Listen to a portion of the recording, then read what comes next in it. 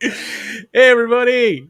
Every time I hear it, it makes me laugh. It is probably the dumbest intro out there, and I absolutely love it. And most people can't understand what it says. But hey everybody, how we doing? A lot of people in already. That's amazing. Wow. I I sent, just I sent out the bat signal, so should have an You audience. must have because I'll say this: we just started, and there's 109 people in here, and our previous record was 84. Well, there you So we go. shattered that record right off the bat. Um, Cory, thanks so much for being here. I really appreciate it. I know you're a very busy guy. Real quick, I want to just give my normal spiel, so because there's Please probably do. a bunch of new people. We'll just want to explain how this all works. So the whole first part of the chat, Cory and I, we're not going to be looking at the chat itself. We're just going to be having a conversation. We're not. So if you're saying hi, if you've got questions, save all those for the second half, and we'll open it up and let you guys ask some questions for Cory. So again, I apologize if we miss anybody saying hi and all that stuff. We will get to you. So all right. So Cory, I know quite a bit about you because I've been watching your streams for I've been doing this for um, about a year and a half now, I guess. And you were one of the first people I watched, so I've seen a lot of your stuff. But let's start the beginning. Well, first of all, you live in Washington, correct? That's true. Yes. Uh-huh.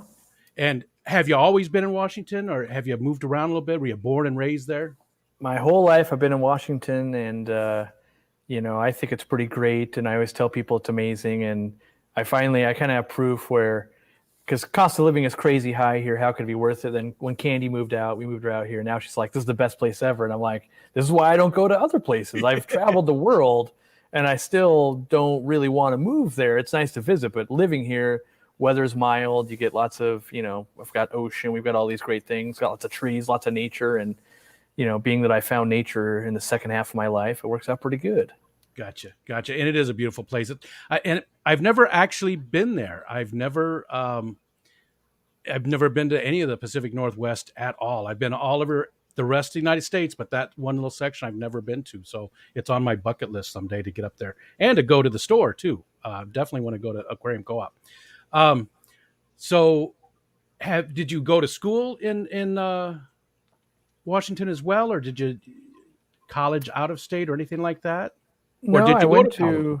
I did go to some college. I say some because I didn't complete it, but Computer so I went science, to right? kind of, yeah. It was network administration. I did some computer science in high school along with marketing classes, and it was I believe if I'm correct, I'm like one quarter away from getting like the 2-year degree, but I ended up just kind of dropping out of that and not wanting to help people with computers because it was not fun for me, and I still struggle with trying to teach people computers because I seem to be adept at it, but not good at teaching it. And it's not that I'm not good at teaching because I can teach some other stuff, but when it comes to computer stuff, frustration level goes pretty high, pretty quick for me.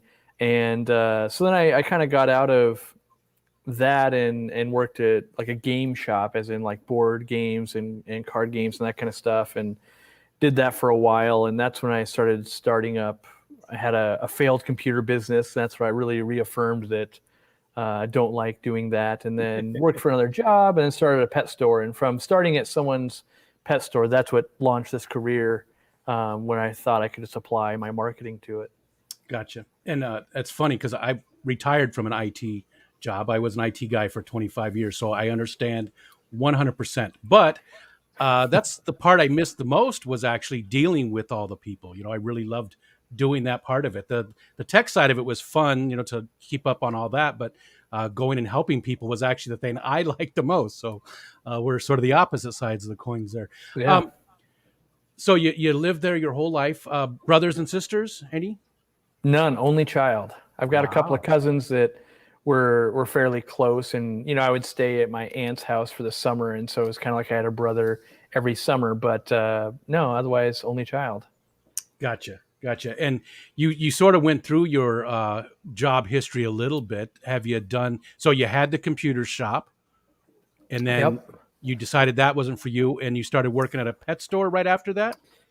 Pretty much, yeah. Actually, so uh, after the computer store, I ended up running the card shop for a little while longer, and then it was I got a job at Lincare, which is an oxygen delivery company, and they might set you up on a CPAP. And so I was working in kind of the medical field a little bit, which I actually really, really enjoy, working with the elderly, and just not with computers, but working with the elderly. Yeah. And there'd be really sad times where you get people coming out of the hospital, maybe they're in an accident, or maybe they're a smoker, or the hardest ones was like a premature baby, and the family is distraught. You're there at 4 o'clock in the morning, you're trying to teach someone, and they haven't slept in days. And Yeah. so it Wow. was lots of hours and lots of overtime, which was great, in your early 20s, basically, to amass money. But there was no time because I'd go to work and then I'd be on call. And that's what actually started where I needed to find a hobby that I could do off hours. And aquariums ended up being that hobby. There was lots of, playing video games and stuff, but I needed something more than just that. And so being that I would travel around kind of not the entire state, but a big territory, it allowed me to pop into all these fish stores. And, so there'd be buying fish on a lunch break, and there'd be stuff like that. And, like, oh, I have to go set up a client over here. Well, that's right next to this pet store. And from that point, at one point, there was basically just, I need to do something else because it's just consuming all of my life. I was with Katie, my wife or girlfriend at the time. And so I ended up, stepping away from that job, and I took a month off, which I had never had a month off since I had gotten out of like high school. Even in high school, I was working, but I had never really just had a month off. And then I kind of went stir crazy. And so I was just going to apply because I like to be stable when it comes to pretty much everything in my life. And so the most stable job I thought would be kind of a 9 to 5 and all that kind of stuff was actually working at a grocery store. And I had known people my grandma had worked there her whole life, and it worked out really well for her. And, I did like to interact with people, and I thought that'd be a good thing. And so I actually got hired at a local pet store, Hagen's, which is owned by Kroger. And after 3 weeks, they never found any hours for me. So even though I was officially on paper and all of that, they'd be like, well, next week we'll find some hours, we'll start training you and all of that. And that's where I started going, well, I better start looking for something else. So I started donating time at this pet store that was 45 minutes away. And that after 3 months turned into, well, they never found hours at the grocery store, and I'm getting some credit. And I bought my big fish tank and all that. But eventually I had to be like, I need some real money, or I got to go find a real job because my girlfriend will probably end up killing me, and I'm getting poorer and poorer by the month. So I got a fish addiction and not really much money coming in. And from there, that's where I kind of ended up running that store after about 5 years. At the 3-ish year mark, my silent business partner and other friends came to me saying, like, you really should open your own store. You're basically running this. You're being held back by X, Y, and Z, location, all of that. But at the time, I was kind of 27, 28, and that seemed insane to me to take on such a big endeavor when I've had businesses fail in the past and all of that. But after waiting it was basically a 2-year process of like, oh, you're crazy. A year later, customers and friends and the silent business partner are still saying we should do this. And so I said, well, let's actually start working towards this goal. Maybe we'll start buying up some stores. Maybe we'll be doing more research and all of these things. And if in a year it still makes sense, I'll actually build my exit plan out of my current job, and we'll actually start looking for spaces. And that time came, and that was a very scary time to basically tell,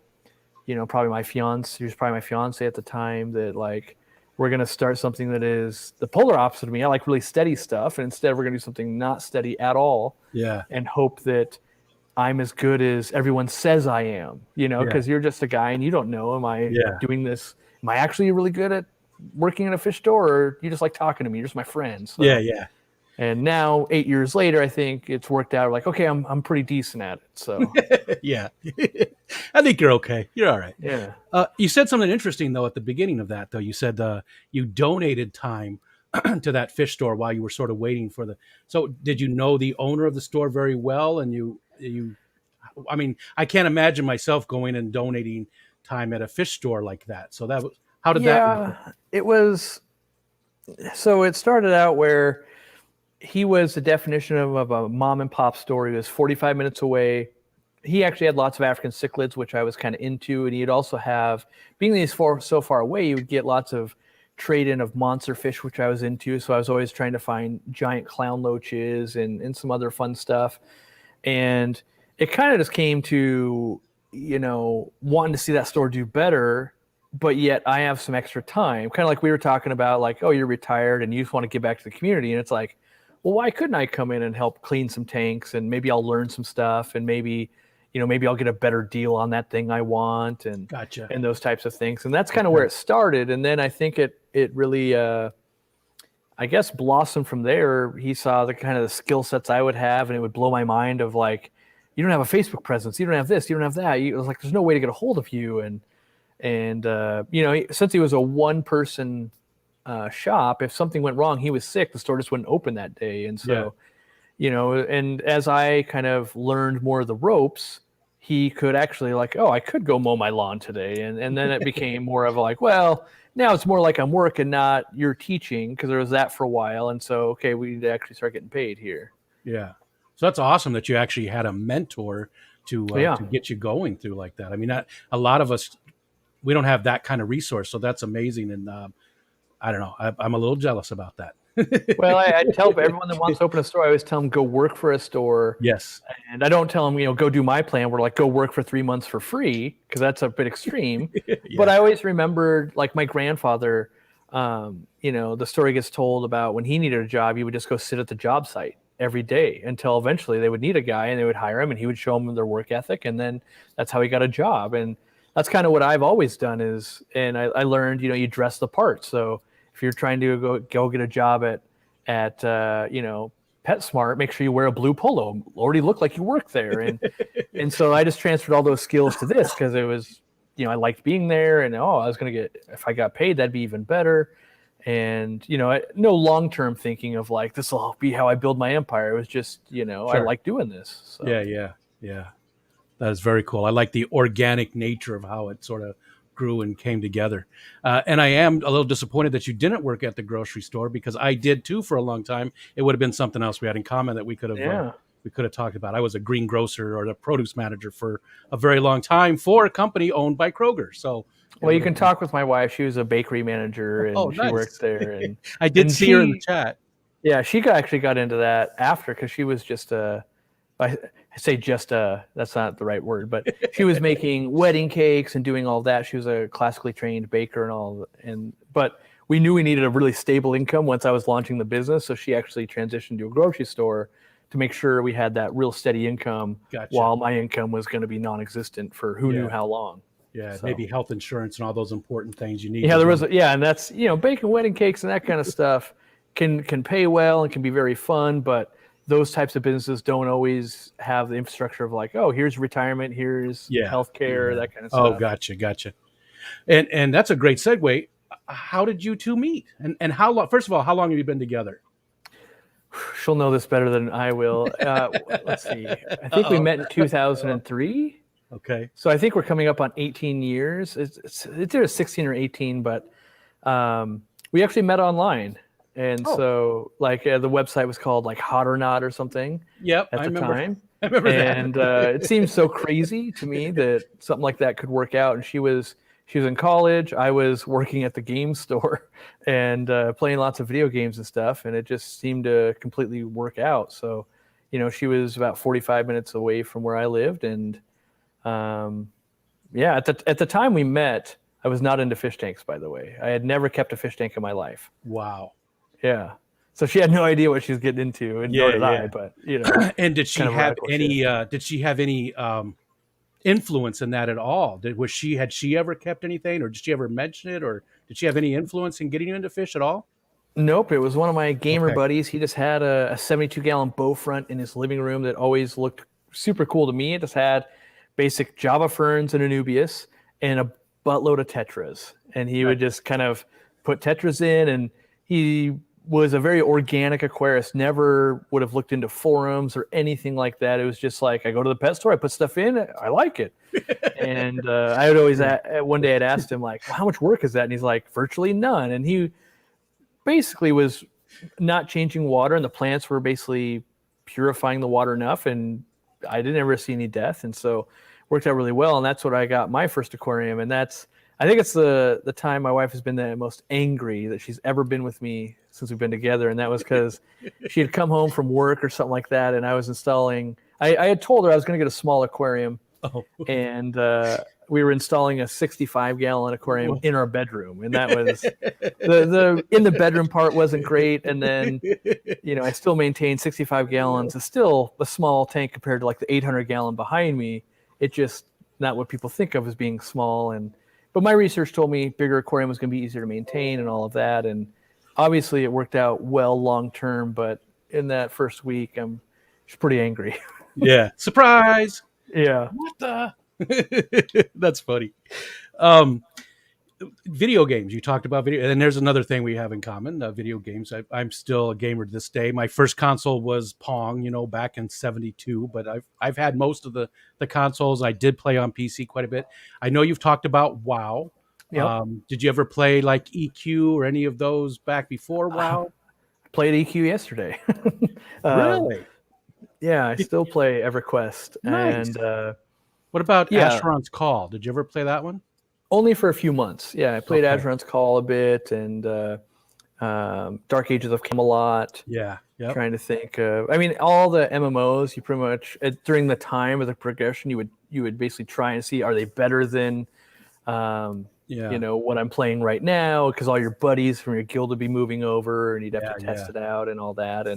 But no, I still play EverQuest. It's the only way I can really get away from business is somehow and also I prefer something like EverQuest or WoW. If you pick the right class, it can be kind of laid back, so I can be answering emails and touching and proofing video and blog articles and all of this kind of while playing the game. Whereas like Jimmy, my editor, very much into like first person shooters, and he's wicked good at it. Yeah. But he's like locked into the matrix, and it's it's something to behold. Honestly, it's amazing, but you have to be actively on it. And I can only really play games where if I couldn't walk away at any moment, it's never going to work. Because in the studio, there's people that show up all the time where it's dropping off a new product or need to meet with me, and I can't always schedule it. So, but yeah, I still play. Like there's a new expansion coming out tomorrow. I'll be playing it, and it's a good outlet for me, and I don't plan to stop. So, Gotcha. But it definitely can get. I can get into it for a while, and then like with WoW, I would get into it. Like when Classic came out, I got into it for probably 6 months, decently hardcore, and it actually rests me up. And when I'm done, I really want to make more videos and travel and do all of that because it's a break from the normal grind. Yeah. But it did teach me. I definitely have used gaming terms with other gamers. Like we have a lot of gamers in our company actually, and it's like, you need to be the tank, you got to do this. Like you just gotta, you got to carry the load on this thing, and you get it because you both have, those terms and everything. Yeah. And my silent partner, like my silent partner for a little while, when in Classic WoW, he ground out being High Warlord and that kind of stuff. And I actually did that. There's a bad story of, I was attempting to do that the very original WoW, and I left my wife sitting at the train station for like 4 hours because I had told her, she was in school in Portland. I was like, I don't have time for this. Like I'm in the grind, and I can't get away because it was very intensive. There was no caps on the honor grind and that kind of stuff on our server. And so with that. So surprisingly, installing a fish tank, she was still more angry about that than sitting at a train station for 4 hours. Wow.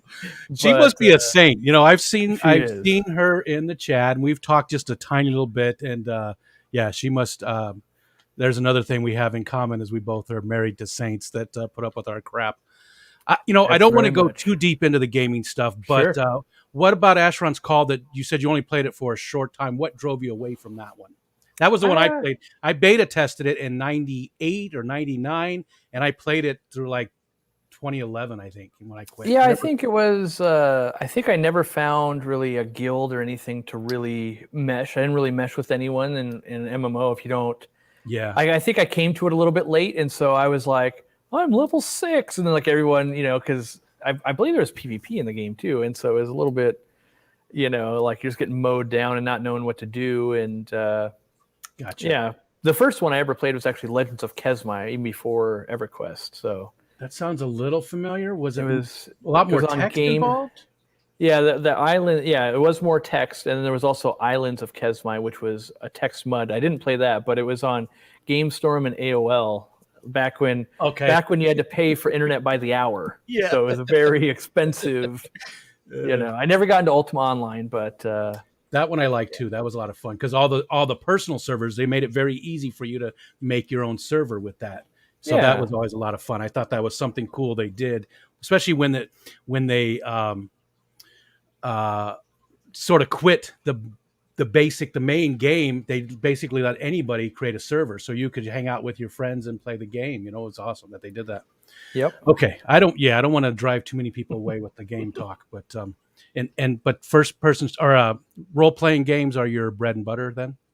Yeah, and I still once a month I'll go do a board game night with my buddies if it's Silent Partner or the guy that got me into fish tanks, and sometimes a few employees are part of that group, and we'll just play actual board games and RPGs. Not so much D&D, but like Descent and Cthulhu Wars and Small Talisman? World, that type of stuff. Yeah, we play Talisman. Yep. That's a good one. We have that one. Yeah, they don't like it because it takes too long. / it's like I only play to win. Like I have no other mode than I would murder you to make sure I win this campaign, and so that can suck the fun out of some games when it's like, well, if you don't maximize and abuse stuff, the game's actually more fun. I don't have any other mode than absolute min-maxer. So. Got you. So it's just you go full bore. So you're a very competitive person then?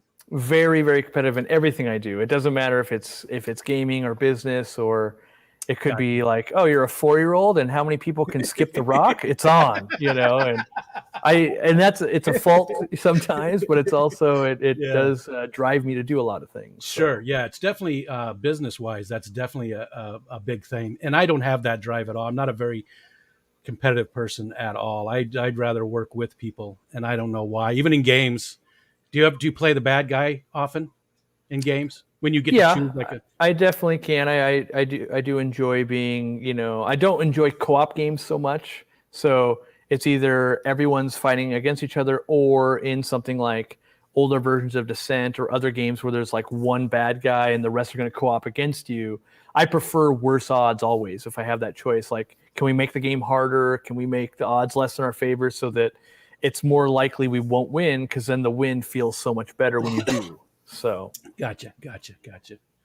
So you probably don't at this point in your life, but do you have any other hobbies other than keeping fish and running a business and playing the video games? Is there anything else, or not just video games, but games in general? Is there anything else that you really enjoy, like reading, or is there anything that you do for fun? I keep trying to find hobbies, and my personality tends to be very addictive to like one thing or another thing. And so like ping pong, I would really love to get into more ping pong.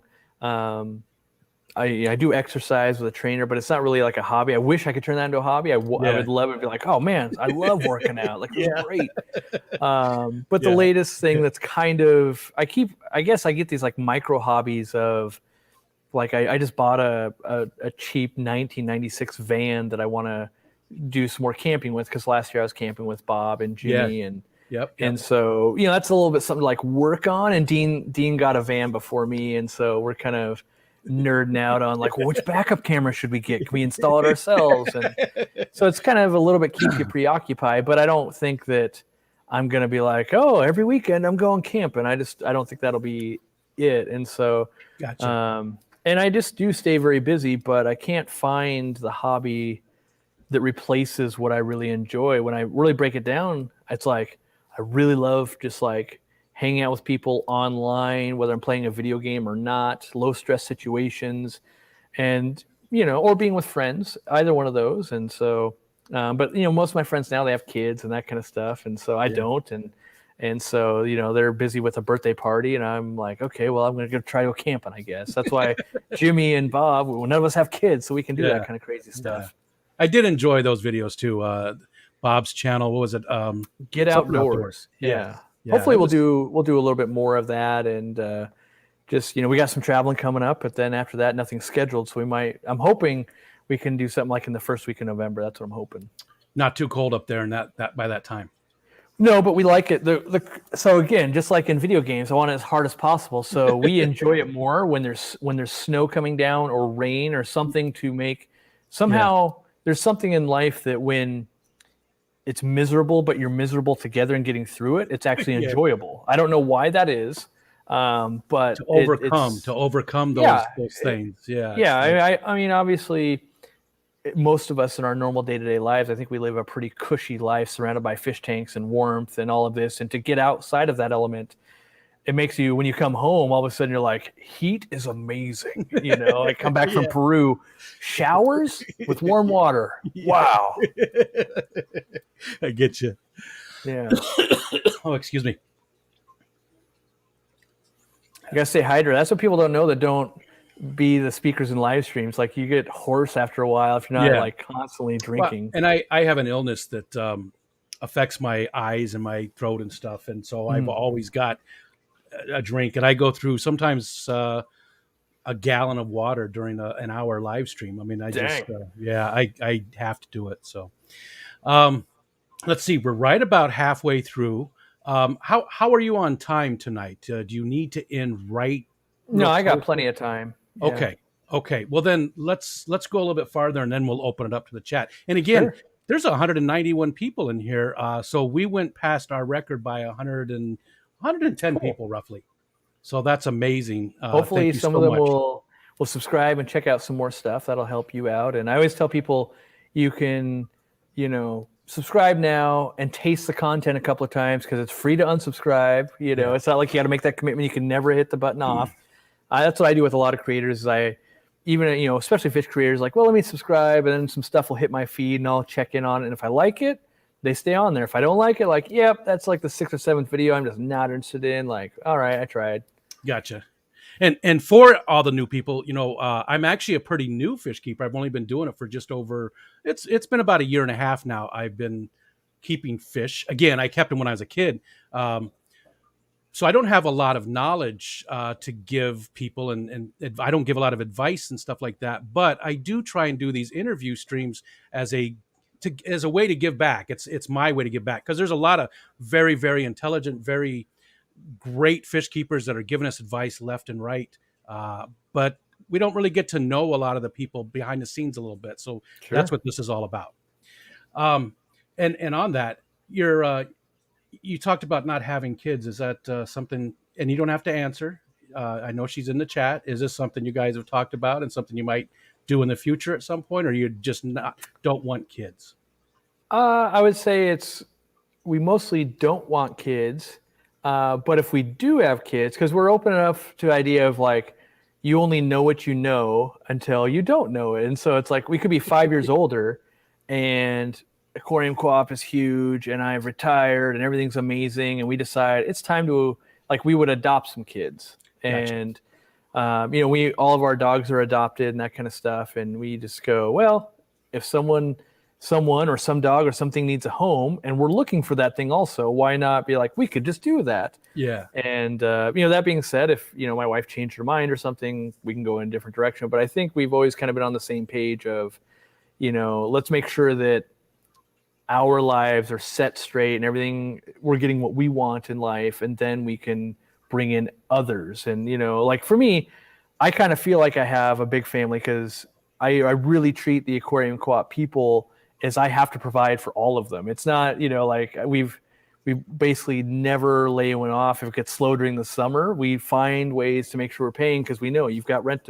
to pay, you've got all these things going on. And so, we do absolutely everything. And so with that, there's this massive amount of, anxiety if things aren't going right, of like all these people, there's 35 people depending on me to make sure that I don't say the wrong thing in a live stream or make people angry or have a website error and give away all of our stock for free. And I can't imagine the stress from that, though, because I never liked even being a manager.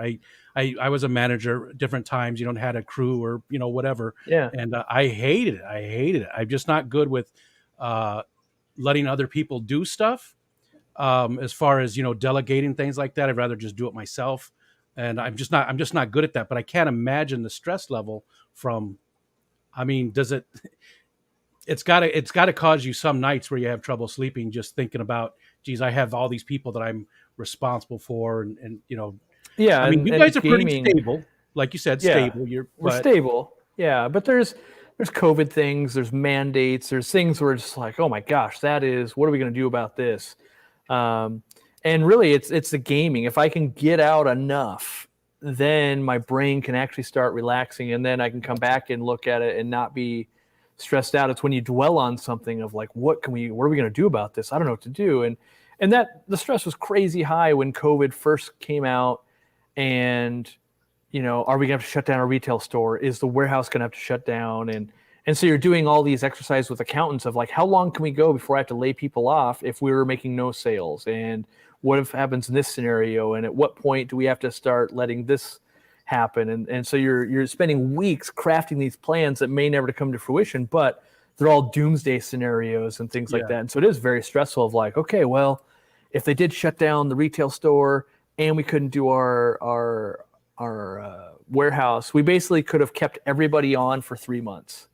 And then if it didn't get better by then, we are just literally absolutely broke. And it still would cripple us. Like, let's say it was 2 months, so we could open back up. We're still very crippled. Sure. But we're all in the same boat together. And it's not just me like throwing people overboard, so I make it through just fine. Yeah. We'd all be equally kind of, afloat, but not doing great. And hopefully we could rise up out of it. And that actually never really came to fruition. We were deemed an essential business because we sell pet foods and things like that, which I consider us to be very, very lucky. Not every business was that lucky. And so I try to remind employees and myself of like, we were very lucky in this time period. We could still be clawing out of it. And in some ways we are. There's still real supply chain issues and other things that are very stressful at the moment. And, it's you have to make these big decisions. Like we made a decision back, like probably like 8 months ago, where we know we're going to run out of brine shrimp eggs, and should we buy $70,000 worth of brine shrimp eggs? And we go, okay, let's do that so we don't run out, knowing that lots of competitors and things will, because it's hard to get stuff. And then we couldn't find anyone that would allow us to put it on a boat for 2+ months. And we were starting to go, well, what does it look like? Do we have to destroy them? Are we just writing off the $70,000? And I got to be honest, $70,000 is a lot of money in our business and to me. And so you just start losing sleep of like, and then there's things of like plants, the flights weren't available and when they would land, and then if they had a bug on them, now you're paying someone. Like one time, a couple months ago, we paid $500 to destroy $3,000 worth of plants because you have to pay the company to destroy them because they had a bug on them.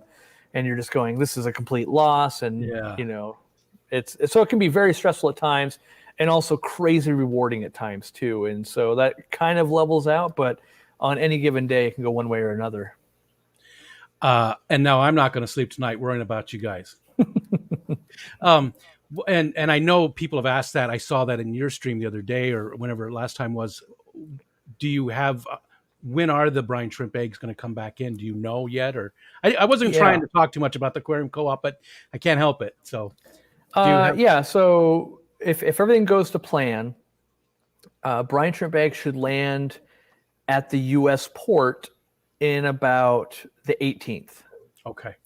The problem is it could sit at a port for 6 weeks because they're very backed up, or it could be the next day. And so that's where when Candy's job gets really difficult of like, well, Cory said they're gonna be here the 18th. Like, well, no, they'll be in the country kind of, but that doesn't, we might not get them into our warehouse until, November 1st. And, and for us, that can be very stressful too, just because you're kind of saving space and you're trying to line up a crew to unload. And then there's things like, okay, if it's sitting out on the water, you don't pay anything. So that's nice. The minute it lands in port though, you have 5 days. And after that, it's $500 a day. And sometimes there's not enough truck drivers. And so lately we've been spending, 4 or 5 days worth of fees just waiting for a truck driver to get free to pick up our stuff. Cause you have to be licensed and you can't pick it up yourself or anything like that. And so that can be very nerve wracking of just like, we're on call every day because they go, well, we'll see if we can find a driver tomorrow. And so you have a team of people ready to unload. And then you go, not today. Let's try tomorrow. And so you just got everyone kind of on standby for days and days and days at a time. And then eventually when it's raining the hardest is when they'll actually deliver. Gotcha. Yeah.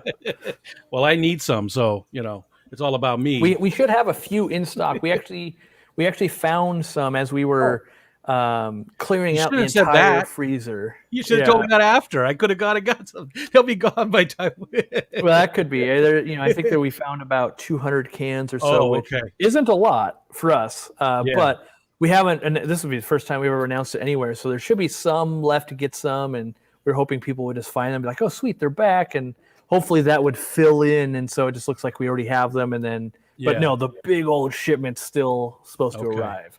Okay. So, Candy, make sure you set aside at least one of them for me. Yeah, I'm sure it'll work out like it always does. That they'll land while I'm out of town. That happens way too often. It's like, this is the worst time. All right. All right. Well, now's a good time. We're 35 minutes into it. So, everybody in the chat, hey there. Again, we didn't look at chat the whole first part of the conversation. That's by design. So we can just, get to know each other a little bit and have a fun conversation. But now, if you've got questions for Cory, please, just like Myrtle said there, do the @RicoStan so it pops out. I really can see it. Again, there's 220 people in here, which is way more than I've ever had ever. So you'll have to bear with me if I've missed your question. The chat's crazy for me right now. It's not what I'm used to. To me, I'm like, oh, this is real slow. This is easy. Oh yeah, that's nothing for you. I mean, I've seen 1,000 people easy in yours, but we usually we're about 50 or 60. Is our usual. I hope we can actually. What I love about a slower chat is you can have someone ask a question, you can talk about it, and then they can actually follow up with something, and you can actually get to the end of a problem instead of like, well, I have to guess knowing that I won't see your response. So. That's the one thing that I dislike about the bigger chats is there's just so much going on that you can't really have that conversation. That's why I do enjoy going into a stream where there's like 100 people or so, and that's it. Those are the ones that we try to throttle it basically, and that's why we went to members only. And it's not so much about the money; it's about the community. And because we were starting to crest 1,500-1,600 when it was just everybody, and now we're down to like that 800 to 1,000, and that's way more manageable than 1,600. But it's I think there's kind of a sweet spot, honestly, around 300 or 400.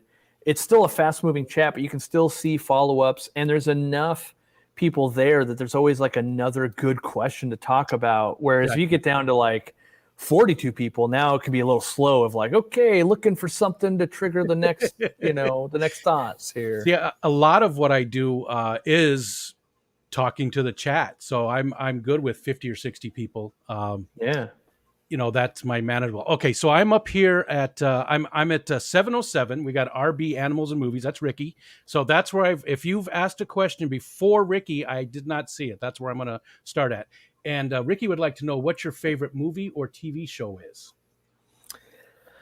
Ooh, there's going to be a few. I think if I had to pick one movie ever, it's kind of a cliche. Shawshank Redemption is amazing. That's one of the reasons I got rid of cable is I can get sucked into that or Ferris Bueller's Day Off and lose way too much time.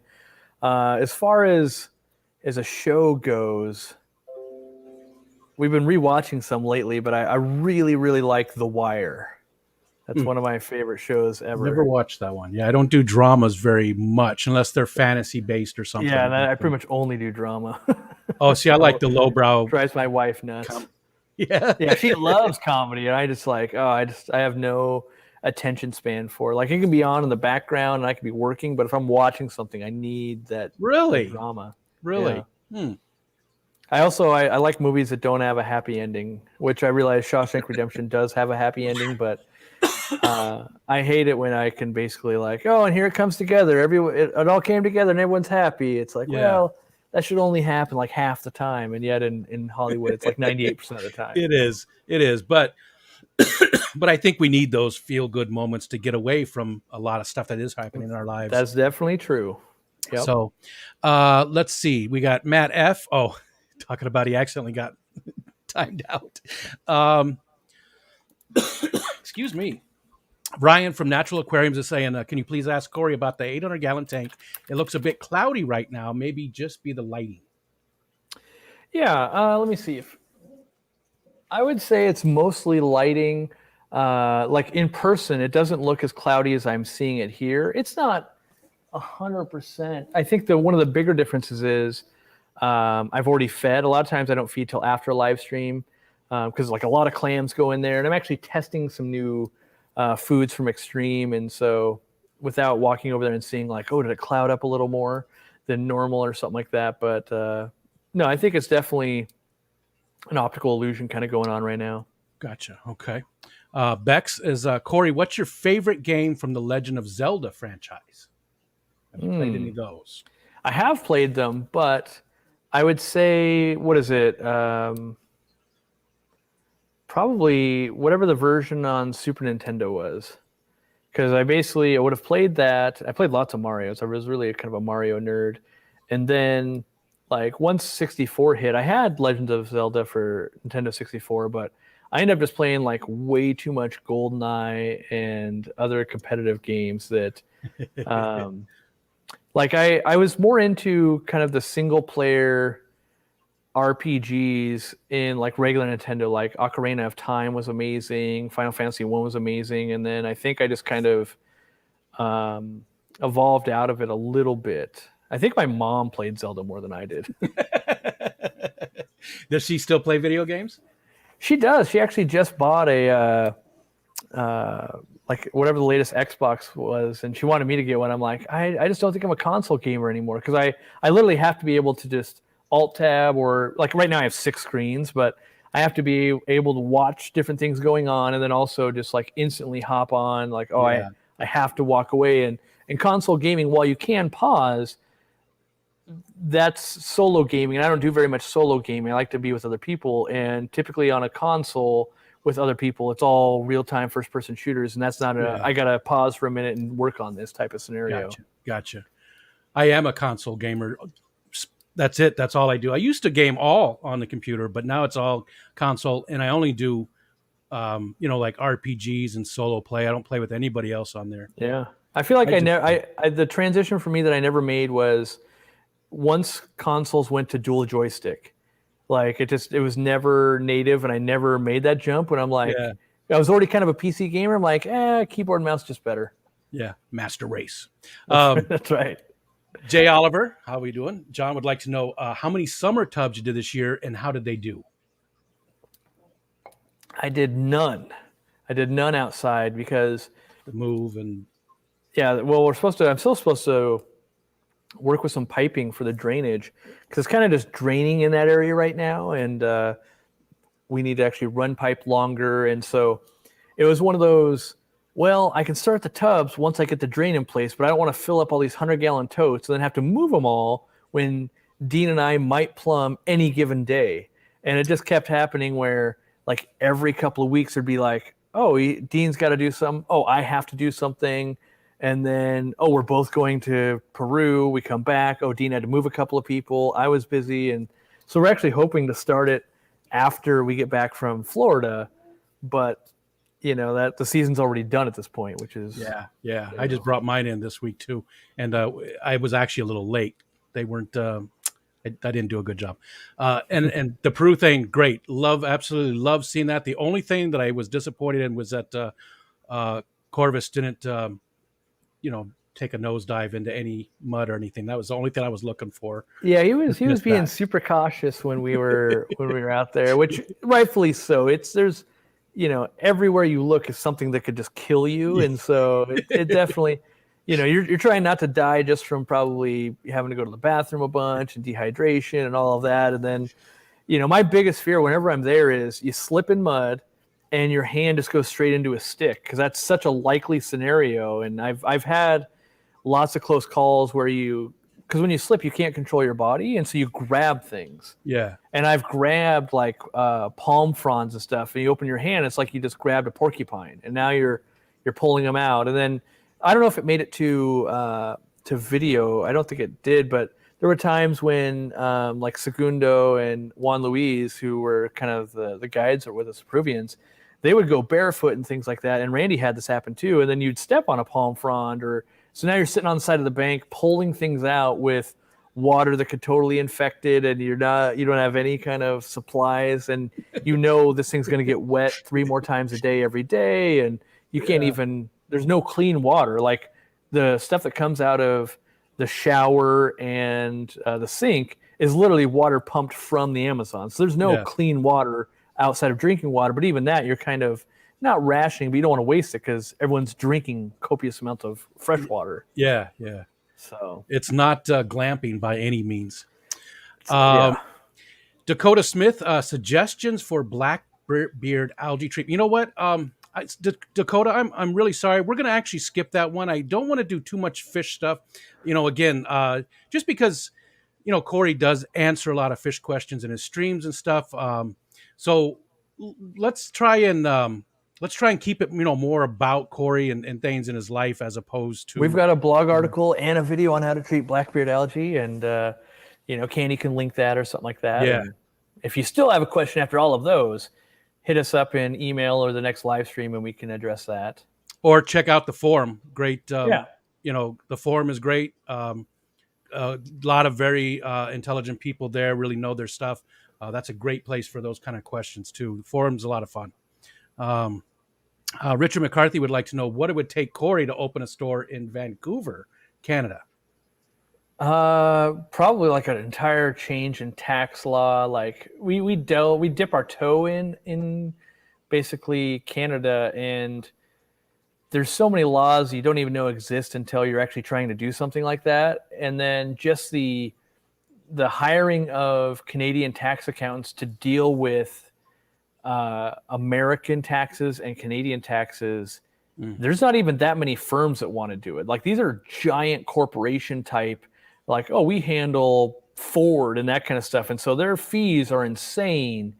And just because you start opening economic nexuses in other countries and what are laws and so it got quite involved. We actually backed off a little bit when we started getting that. They're like, well, we can, the first retainer fee, just to talk you through opening basically taxes in Amazon was $5,000. And at the time we'd only made like $300 selling on Amazon. And so something in a different country gets exponentially hard. We're much more likely to find someone doing a good job in another country and then going, hey, let us sell you our products and maybe we can help promote you and other things, but you need to handle the day-to-day and what laws are changing and what else is going on in that country.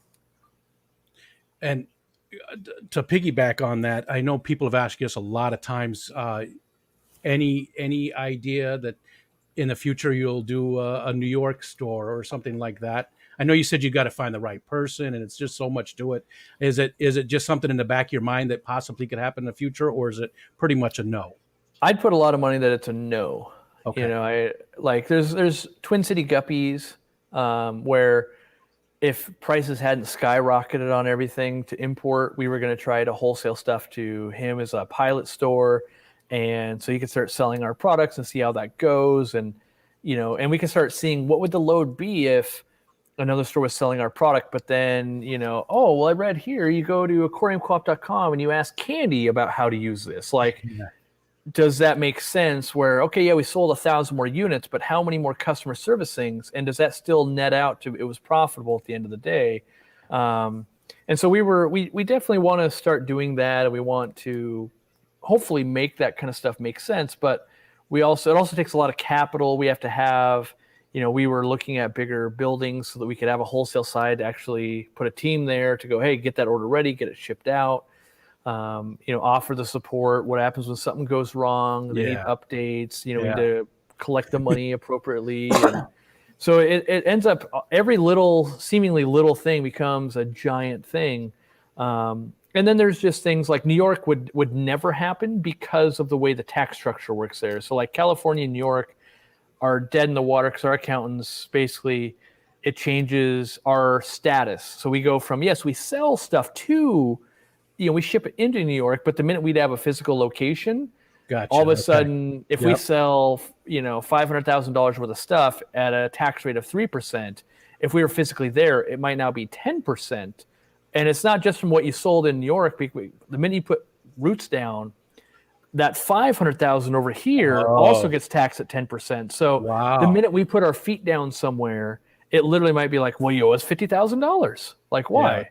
You put one thing down. And so that's where it gets really complicated with Amazon and things. Like if they have a warehouse in a specific state, that's one of the reasons we don't sell in the United States. If they have a warehouse in New York, the way the law reads is we'd now have an economic nexus, and we'd have to charge and pay 10% or whatever New York's tax rate is, as if we were physically there, as opposed to the online tax, which might only be 4% or something like that. So it gets crazy involved. You're like, I just wanted to sell a Diet Coke to my neighbor. Whoa, buddy, you're breaking the law. Like how? It's all that stuff that people like us don't know about or anything. So. Yeah, it's like, oh, I had 3 weeks worth of meetings. It can't be done. Like what? Yeah. Streetwise said, he asked me actually, you were part of the original forum growth, right? Yes, I don't go to the forum as much these days. I tend to do that. It's just me. Nothing against the forum at all. I just don't go there as much. But yeah, I did. Right when I was getting started, actually, when I first bought this 55 last year, I did a whole thing on the forum about it and stuff. And it's a great resource. Nothing against the forum. It's just how I am. I enter those types of communities, and after a while, just leave them. The forum should see an upswing as we cool down. The hobby in general gets busier, and so that's happening right now. So we're going to see an upswing on YouTube and forums, and basically everywhere. We should see people a little more engaged now that we're stuck back inside because it's cold or raining out. There's a lot of very knowledgeable people there. I remember a guy named Dan. I don't remember Dan's last name, but Dan, I was always, every time I asked a question, Dan was right there with an answer. And he told me, he was great. Dan was awesome. Sorry, it just jumped on me here. I got to scroll back up and find it. I'm going to miss some of these questions. I know it. All right. Well, we're going to start right here with at 712. 712. Fantastic Freaks, good friend. Thanks to Cory for all he does. He and Murphy are a big reason why I'm so big into freshwater puffers and the hobby overall. Besides a Embu puffer, Embu, did I say that right? Embu. What's Cory's favorite puffer? I think pea puffers. Although I never end up keeping them very long term. They've always been in the store, and I've never done like a big long term setup. I fall in love with a lot of other people's puffers, whether it's a Faka puffer or something like that. But for me, ever since I got the Mabu puffer, it's such a commitment of like tank space and resources and cleaning and feeding that having more puffers, I'm afraid that like there's probably a right amount of tanks for everybody in the hobby. And for me, that might be 10 or whatever it's going to be, right? And the more you add, the hobby actually goes like each tank just kind of gets worse. And so I might be able to upkeep 10 really good, and I'm really proud of them. Where like right now, I think I have maybe 12 or 13 actual aquariums and a bunch of ponds. And that's by design. Is I can't, scrape glass all day long. If you have 100 aquariums, it takes a very long time. It takes a crew at the store. We have 100 tanks. It takes an 8-hour day basically of 3 people scrubbing glass and making gravel vacuum, making it look good. And so that's where I haven't really diversified in too many different puffers, because I feel like I already know it's like the best one, and maybe I'll try some others down the road. And I have, if it was cheap enough and easily accessible, maybe I'd try the Cross River puffer. They're very rare, but the last time I had a chance to buy one, they were $10,000 each, and I wasn't willing to pay that. It was just like, I have no idea. This thing could lay there and do nothing, or it could die very easy. And but if it was like $500, I'd be like, yeah, I want to try that. It looks really cool. They're one of the coolest looking puffers, but they're so rare that you can't even really Google what's their personality like. So gotcha.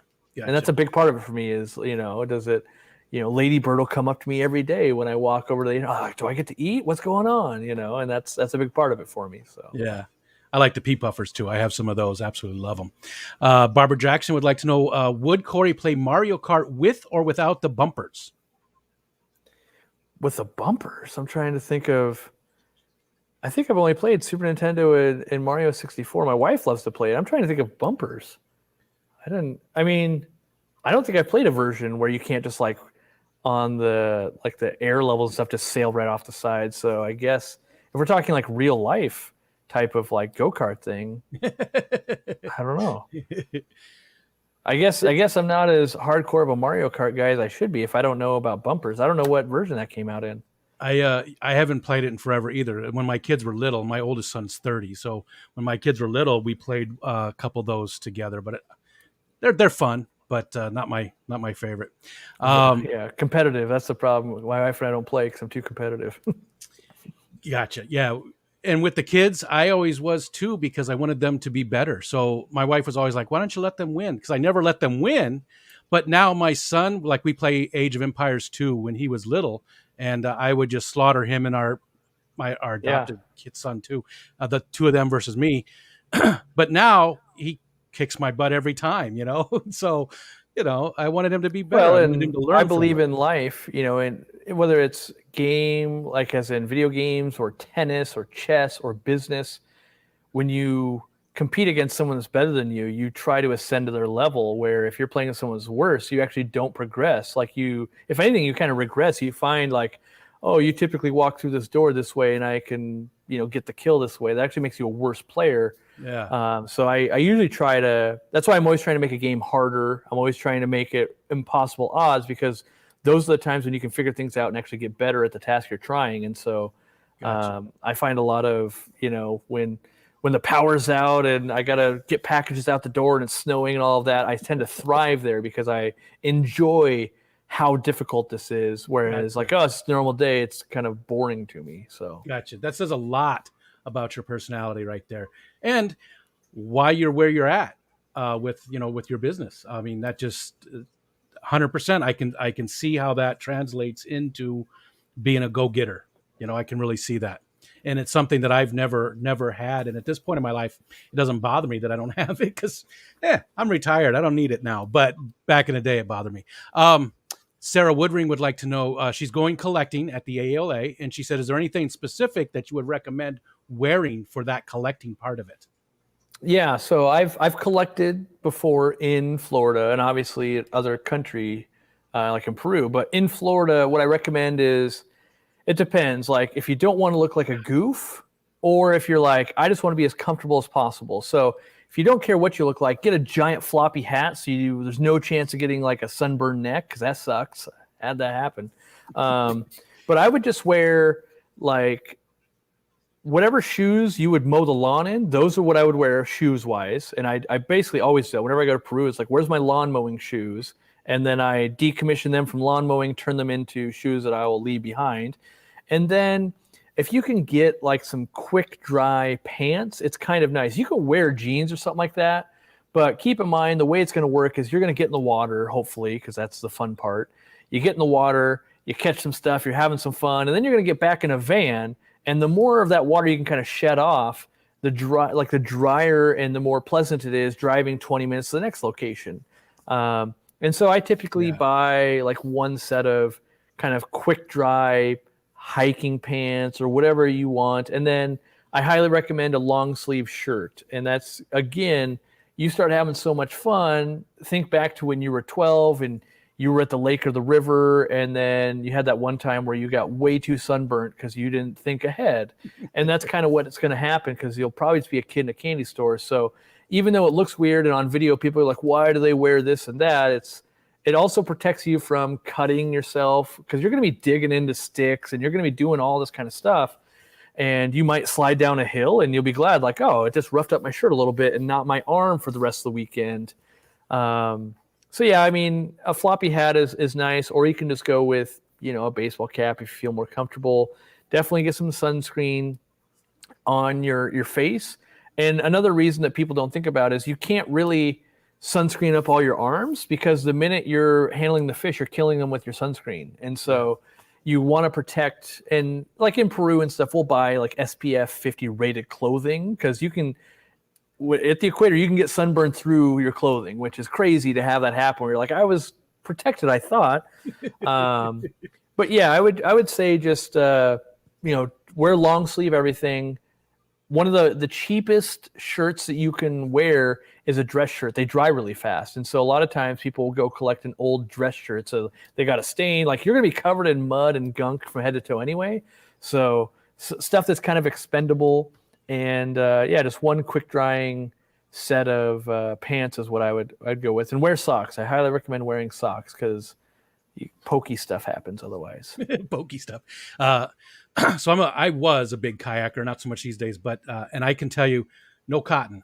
Don't wear it if you're concerned about the water and the quick drying and everything. Cotton's out. Get anything besides cotton. Yeah, Cotton it's usually a high polyester blend. Usually, yeah. And if it's cooler, merino wool is really good for that, because even when it's 100% soaked through, you still have 100% of insulation. Now, obviously, you're going in Florida. That's not going to be a concern. Yeah, usually you're worried about more heat stroke, and then why you want to get in the water is all the fire ants. The fire ants will get you, because you'll be like, oh, I'm just playing with fish, pretty soon you're getting bit. So, I told you quite a few times how excited I was to have you come up and everything and to do this chat with me. But I just saw that Dean's Fish Room is in here too. And I don't know which one I'm more excited for now, if you're talking to you or having Dean in the chat. I don't know. It's probably, pretty close right there. Dean is like the party amplifier. Like, you can be having a good time, and once you add Dean, it's like adding gasoline to a fire. It just takes it up a level. And that, it doesn't matter if you're doing a DIY project, shopping or eating or whatever. It's like it always just ratchets up another level with that guy around. Just like others, every time I see any video with Dean in it, all the comments are, we need more Dean, all the time. Everybody just loves him. Okay, let's see. Casual Aquatics says, Cory, in your opinion, do you think our hobby thrives more in the fall, winter season, or in the summer, in the instance of new people joining the hobby? And I think I actually do know that the answer to that is that the fall and the winter seasons, that's when I think is you're bringing more people into the hobby, because summertime, everybody's outside and nobody wants to be... we find that a lot in the store, and one of the things we hear the most is, oh, I'd love to get into this, or I'd love to buy this right now, but I know, oh, I got to go to Hawaii next month, or I got to go do this thing. And so people like to, you wouldn't adopt a brand new dog the week before you got to go on vacation. You'd be like, oh, I'll get it the week when I get back. And so a lot of people will start once their traveling is done, and most people just tend to travel during the warmer months. And, I'm sure there's people that have opposite schedules, but for the most part, we stop hearing those, and people, once kids are kind of back to school, they're settled in of like, oh, I got 9 months to occupy time, and we need indoor hobbies right now. Just looking for more questions. And again, people, it's okay to drop a fish question here or there, I guess, but a lot of people like Cory, they talk fish all the time. They answer fish questions all the time. And maybe tonight we just give them a break from answering those types of questions and focus more on, questions. It is appreciated. I do talk fish a lot, but something like what to wear while collecting is a new question, totally about fish, but not, I used this in a video I shot the other day of like, how many pea puffers in my 5 gallons? Like, I've answered that 100 times, and we have articles on it and videos on it and all of that. And so it's not new and engaging for me, which tends to have me put on a worse performance, because it's like, oh, I start zoning out. It becomes just like I'm going through the motions of like it's a long day at work and not new and exciting for me. So and it's just something different. Let's see. So again, hit me up with @RicoStan if you've got questions. Here's one. What is the total number of species you've... Well, it's a 3-parter. So, and they say approximations accepted, but total number of species you've owned. Can you even? I don't know about that. That's got to be a lot. Yeah, it's got to be. Well, how about this? Might be easier than bread. How many different? And then maybe that's not even that much easier. And so I had that asked to me, I think last Saturday in person, of how many I had bred, and I hate to overestimate and be like, oh, it's 700, and so I tend to go more like, I'm going to say like around 50, but that's not including like every version of guppy of like, here's a red one, here's a blue one, here's a, but there's probably roughly 50 fish that are different enough where like maybe endlers and guppies are different, and obviously swordtails and platies, and there's that kind of stuff. But then like I could lump together a lot of African cichlids, like you bred one Mabuna or one mouth brooder, you bred them all type of deal. And so it's like, well, I don't want to downplay stuff, but also at the same time, like they're in my opinion, pretty darn easy to breed, or at least were very easy for me. And I had to run a store where we bred a lot of our own stock, and I used to breed a lot of African cichlids to actually, fund my living and everything. And so,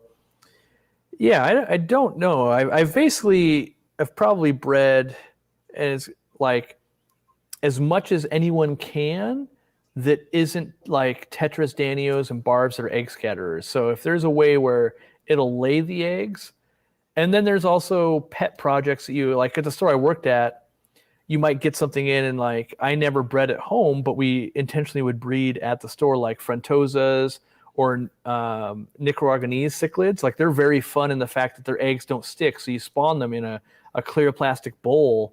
And so there's fun things like that, and parasitic mouth brooders. And so some of the stuff I'd have to do for work, which naturally meant maybe I don't want to do it for fun at home, but there were definitely species like, oh, super fun here, I'm going to do that. And, I ran the breeder award program for a long time, so I didn't even keep track then because I wouldn't count anything that I'd spawned while I was the chair because, it's kind of like, oh, I'm going to certify that I did this myself. Like that doesn't seem, like there's no checks and balances there. So there was a gap of like 3 years where I wasn't submitting anything I spawned. So it was like, oh, I did a bunch of stuff, then a huge gap. And then I never really kind of got back on it afterwards either. It's like, well, I'm busy with work. So Gotcha. The last part of that was how many different species have you collected in the wild? Is that one that you think you can? I could probably surmise how many I've brought back. I bet you it's only like 15 or so that I've actually brought back to my own home. Whereas like, I'd have to ask the question, do we count it that we caught it in the wild and we brought it back to a boat to photograph it? If so, we're probably at a couple hundred or so right now of different unique fish. And if it was just like Dean, myself, and Randy bringing back, maybe we're up to like 50 or 60 different species total. But not everything gets brought back to a boat to take a photograph, but there are times when you pull up a net and there's so many different fish and it's kid in a candy store. You go, oh, that looks super cool, but is it going to look this cool at home? Do I even have a spot for it? By the way, I'm bringing all this stuff home. Yeah. And it's pretty incredible though. I will say that. It looks pretty incredible. I love watching. Just like I've seen so many people say the same thing. They absolutely love it. Charity Edwards, hey there, would like to know, do you have a favorite cake flavor? Yeah, so my favorite cake in general that you could buy like off the shelf would be cold chocolate Costco cake with like raspberry filling. My wife makes really good cake. She obviously is a trained baker, so I usually default to like, oh, I like her cakes that she makes with whipped cream frosting. I'm not a fan of buttercream frosting. A lot of people are, but I like fresh whipped cream. But mostly chocolate cakes, I would say. Yeah. Gotcha. And cake or pie? Definitely, I prefer cake. Yeah. Pie is good too, but I thought we could be friends. Yeah. I thought maybe we could be friends, but not now. You give me like a cold piece of pumpkin pie. That's way up there for me. I love pie. It's I went to the Keystone Clash wearing a shirt, a couple weeks ago, and one guy, Alishon, brought me a pie. There's a local place. He knew how much I like pies, and there's a local place that has a lot of award-winning pies and stuff, and he brought me one of the apple pies, and I haven't stopped talking about it. I just thought that was very cool. See, part of the problem is I'm allergic to some of the I think it's the pectins in fruit. Oh, so really? If I have too much orange juice or apple juice, I actually went to the doctor and they tested it, and they're like, yeah, that's why you get the runs. And I was like, oh, well, that makes sense why I can't just be chowing down apples and drink a glass of orange juice. And so I avoid a little bit of the fruity pies. And if you take away fruit out of the pies, your pie selection goes down to like, okay, you got chocolate and a few others. Banana cream. Yeah, anything in moderation is okay. But if I, I guess all we got to drink is orange juice, pretty soon it's like, oh, that was a mistake. All right. Well, we could still be friends then. You've got a reason. You've got a health reason there. So Barbara Jackson would like to know what you and Dorcula's favorite spot is in the new house. What's your favorite part of the new house? That's a good one. I like that one. She can answer that as well. I think it's going to be our little living room around the fireplace. So we've always been big fireplace people, and we've only had one house previous, I guess. So the house we had before, it was like an actual fireplace. So you had to load the wood and you got to start the fire. And we'd only do it like maybe once a week if we were lucky, even though we really love the fire. And now we have a gas fireplace, and it's so nice. Like, oh, I press a button and we get to enjoy most of the benefits. You don't get that crackling sound. Yeah. And we did a lot of work to it. It had a sunken in, like it has weird design where it like steps down into this little like pit area that had the fireplace. So we lifted the floor up for Sassy, our old dog who passed away at this point. And we have little chihuahuas that couldn't really, it was dangerous. They could just sail off into there and get hurt. Yeah. And so I think we're enjoying that. I mean, she probably really loves, like, we built on a little pantry. So we had like a gap between the garage and the house. And it was like 10 feet wide or whatever. And we just put walls on it. So now it's like a walk-through space. It's a pantry. So she might love that a lot. She's enjoying putting it together. And, like, we've never had that much storage space, which it just, every house we lived in, rentals, and even the house that we had bought previous to this just had really small kitchens. Like, we always buy houses from like the 60s and stuff. And they just naturally have really small kitchens. And it was always a detriment to her because she has a million and one like baking things, like it's got the commercial version of the mixer and all that for making doughs and cake batters. And so we've got gadgets and, cupcake holders, and she still will do, cupcakes for all the families that we know. And like, it's, I think it was last Saturday she had to make, well, didn't have to. She loves to make. It was like a 5-year-old or maybe 6-year-old's birthday, and loved dinosaurs. And so she made cupcakes, and then made like, there's little tar pits, and then cut the dinosaurs so it looked like they were going into the tar and all that kind of stuff. Because, she was a trained baker and she could do the sugar sculptures and all that kind of stuff. And I think that she still wants to do that. And so she gets to exercise that skill of like, oh, well, what are you into? Oh, space pirates. Okay, that's the kids into. Let's see what we can do with space pirates this time. Nice. That's awesome. My wife likes to bake quite a bit too. So this time of the year starts cooling off, and she bakes quite a bit. She's already inviting everybody over. Come on over, bring the kids. We'll do cookies. And I always say, like, I'm busy. Kids. Yeah, well, kids and me, like, at a certain age, it's fine. But it's that, like, running around, I'm on a sugar high out of control where I'm like, I got to get out of here. Yeah, I get it. Let's see. Paul McCarthy says, what's your favorite thing to do after a tough day at the business to chill out and relax? Well, we already know that, Paul. That's the video games. That's his number one thing. Yep. Pay attention, Mr. McCarthy. The second thing is take a bath. I love to take a bath because it's, I'm not on my phone, and it's kind of relaxing, and no one really bothers you if you're just taking a bath. And so, not the most manly thing, but I do love a good bath. Just like, all right, just gotta chill out. I take them quite often too, because the illness I have, a lot of times that warm bath really takes a lot of the pain away. It really does help. So I take them quite often as well. I missed one. Fishy Biz had one. I missed it. Pineapples on pizza, yay or nay? Definitely a nay for me. I do not like. I pretty much don't like pineapple unless it's cold. So even if it's warm and you grill it and put it on a burger, even then I'm still like, man, tastes almost as good as a burger without pineapple. I like it. I like sausage, jalapeno, and pineapple together. That's my thing. Those it's a good combination. So I mean, don't get me wrong. If I show up to game night and there's a Hawaiian pizza, I'm gonna eat some. I just would never spend my money willingly on something with pineapple. And I was told to tell you that I like flour tacos.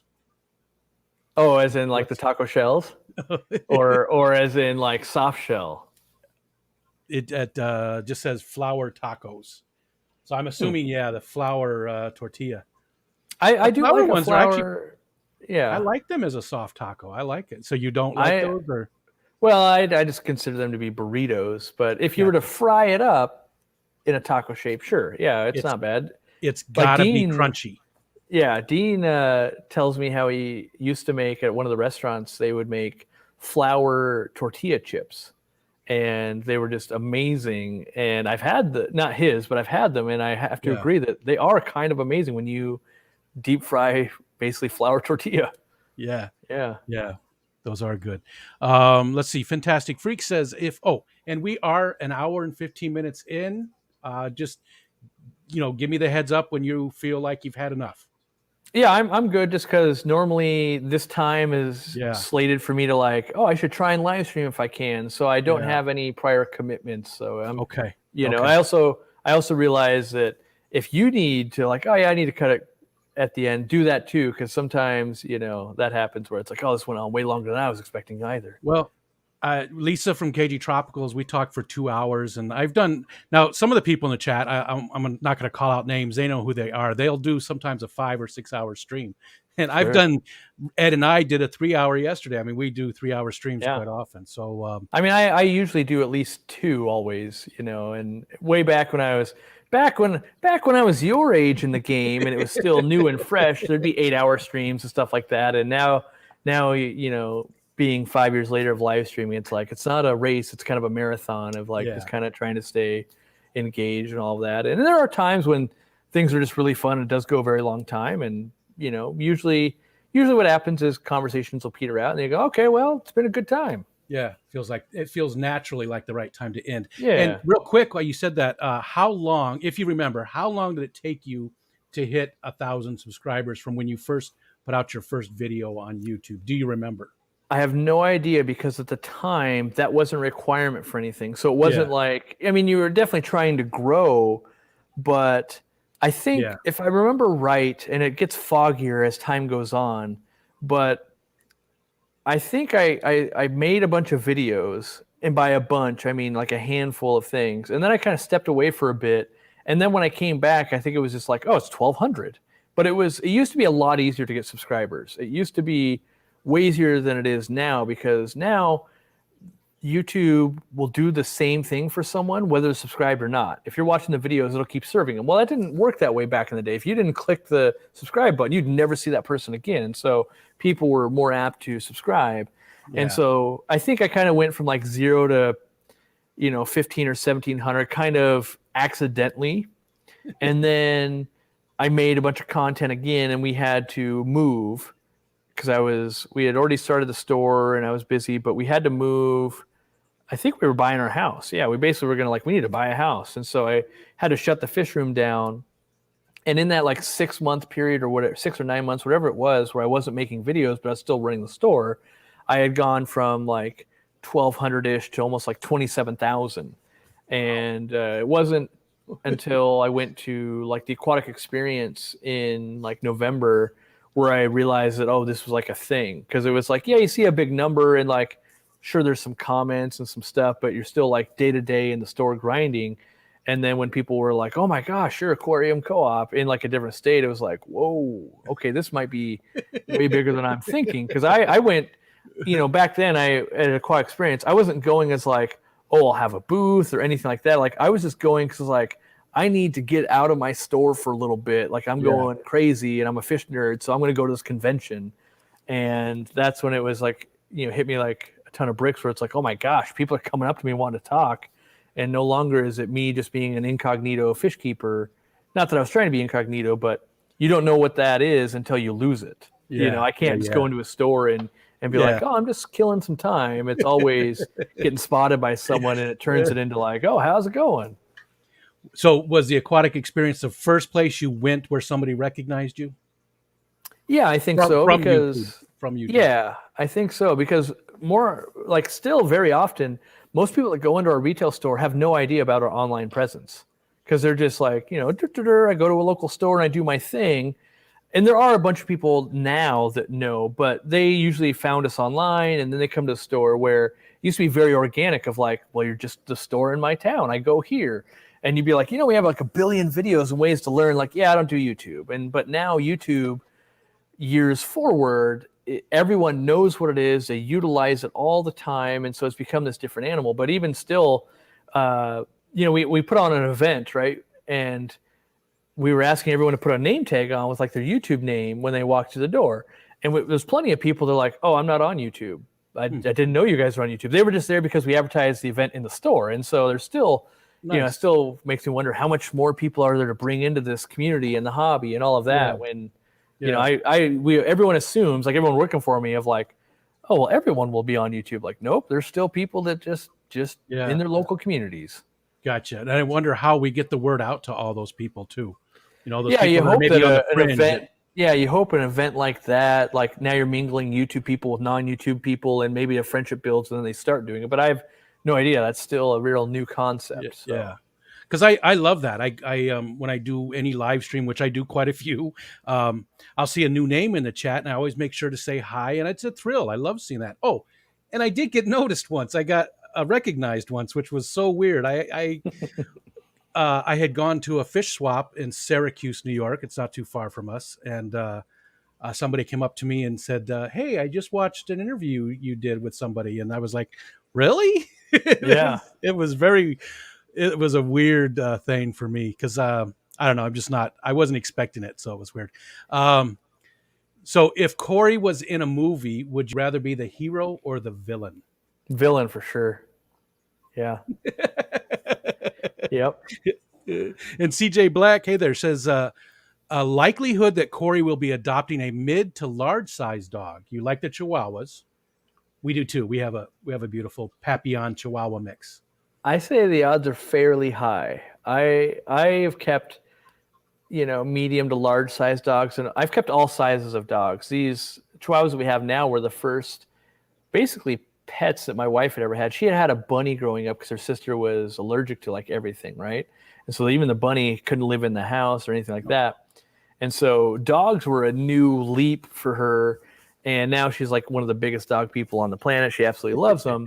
Yeah. And when we put in our doggy door at the house we're at now, we intentionally put in like a larger size so I could get that medium sized dog. That being said, one of our dogs, Tinky, is very protective and territorial. We'd have to really find a dog that would work in well. The Yeah. idea I've been floating around lately is like, if we get a puppy, that usually works. Like, Yep. and I could easily just go, buy or adopt or whatever, like a chocolate lab or something. And because I know I love a big dog that just kind of flops onto your lap and just, is that a giant oaf. Big fan of that. But at the same time, you do have, they go to the bathroom bigger and everything, they eat more food and there's, Yeah. and if you go, I don't want to go too big because every once in a while dogs do tussle, and you don't want it to be like, oh, tiny Chihuahua versus giant dog. We know who wins that, Yeah. so, but something definitely like Corgi, Australian Shepherd, any of that like 40-pound-ish dog, I think is in the right mix for us. Gotcha. Well, Jess from Maine's Tails Fur and Fins actually has some corgi puppies. I think she, she might not have any more left, but she does actually breed them, and she'll be in Aquashella, Dallas. So if you happen to go there, maybe that's a hookup. I already said I wouldn't go to it because I'm going to the ALA.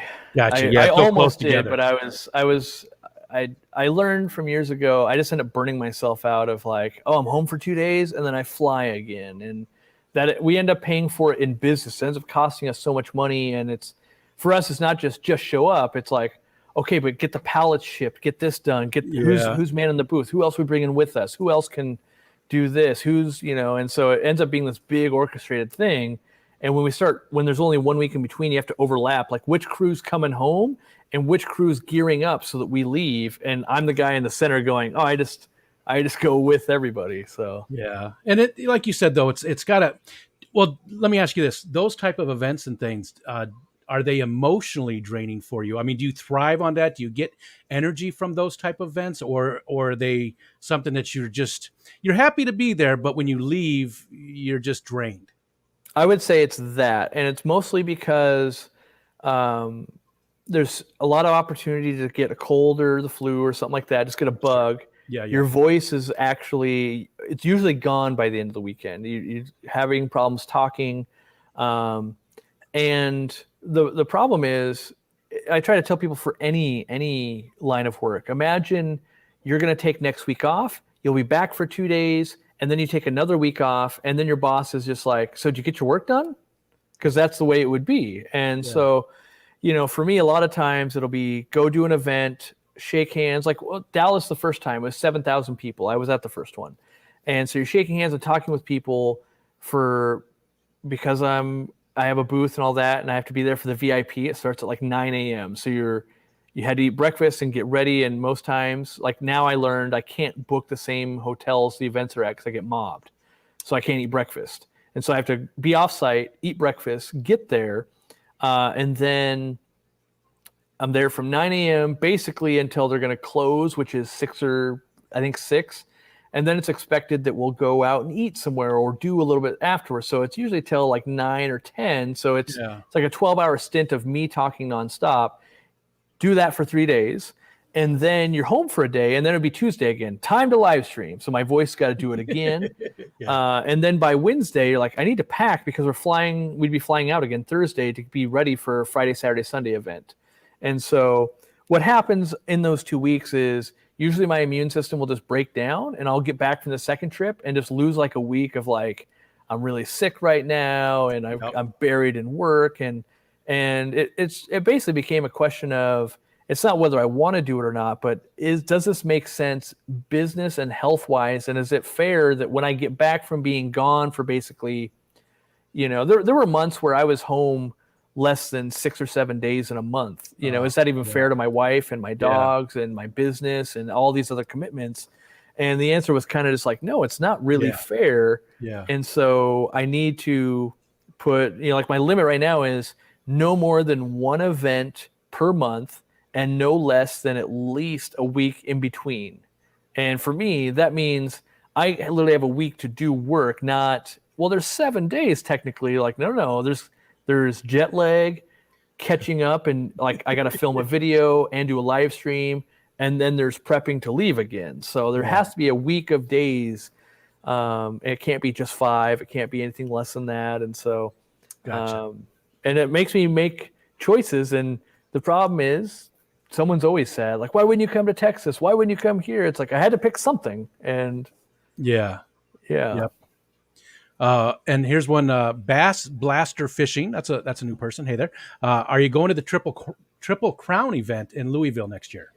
So it seems likely. We haven't committed to anything yet. Part of what we are now, it was a lot easier where it's just like, oh, you buy one ticket and you go to an event, and that's one thing. And now it's, we got to ask, like, Dean, do you want to go? Randy, do you want to go? Zenzo, will you be free? How many hotel rooms should we book? Are we going to have a booth there? Are we going to man it? Do they want me to speak or not? Is that going to be a thing? There's all these things we need to like do our background work on before we tell the public, because I'll never back out on an event where I know people take vacations and buy plane tickets to come be a part of things that we're a part of, and I'll never back out of something. So I don't officially announce we're going until we've bought plane tickets. Gotcha. And we haven't bought plane tickets yet. We want to, just feel out like, what are we committing to and all of this, because once we lock down, if that's in July, it's like, okay, well, we're not going to any other events in July. Is there anything else that we would want to be a part of that we're not? And we want to be real sure. But it seems highly likely just because it is 3 events all at the same time, and a lot of people are already excited for it. It makes sense on every level that we can see. But it could be weird where, sometimes you'll get into like, oh, well, it's a triple event. Like a booth is $5,000. Like, ooh, well, maybe we just won't have a booth then. Like, oh, dang. Like, I don't know. Because having a booth is not fun for us. It's lots of work. It's much more fun. There's times I go to an event, I don't even get to see what's at the event, So that's what I'm hoping this ALA will be more of a bystander. We're going to try and lean on Extreme. They've got the booth, and we'll be in the booth a ton, but we definitely have gotten, because we're a business, we'll also get bad reviews sometimes, like on our like Yelp page and that kind of stuff, when people have a bad experience at an event. Like, I went all the way there, never saw Cory, and we can actually work the timeline. It's like, oh yeah, I was in the bathroom, or one, we got a bad review because they could only be there between the hours of like 3 and 4, and that's when I was slated to give a talk. So they were angry, and I'm like, you can't please everyone, obviously, but there are negative impacts of what we do too, of like, dang, that's, so now we learn, like, okay, we got to have someone else in the booth. Like, could we have Dean in the booth while I'm giving a talk? And maybe that'll smooth it over of like, hey, you can at least meet Dean because Cory's giving a talk. Go into that room if you want to see it. So, I'm sorry, I got distracted by the chat. There was a bunch of different things. Triple J says, does Cory allow people to purchase products and resell them locally? Well, you couldn't really stop people from doing that, but you're not going to support. I don't mean to answer for you, but I mean, there's no Right. way for you to stop people from So we doing that. don't sell But it if they're asking if it's like a wholesale issue. We don't wholesale to people to let them resell basically against us.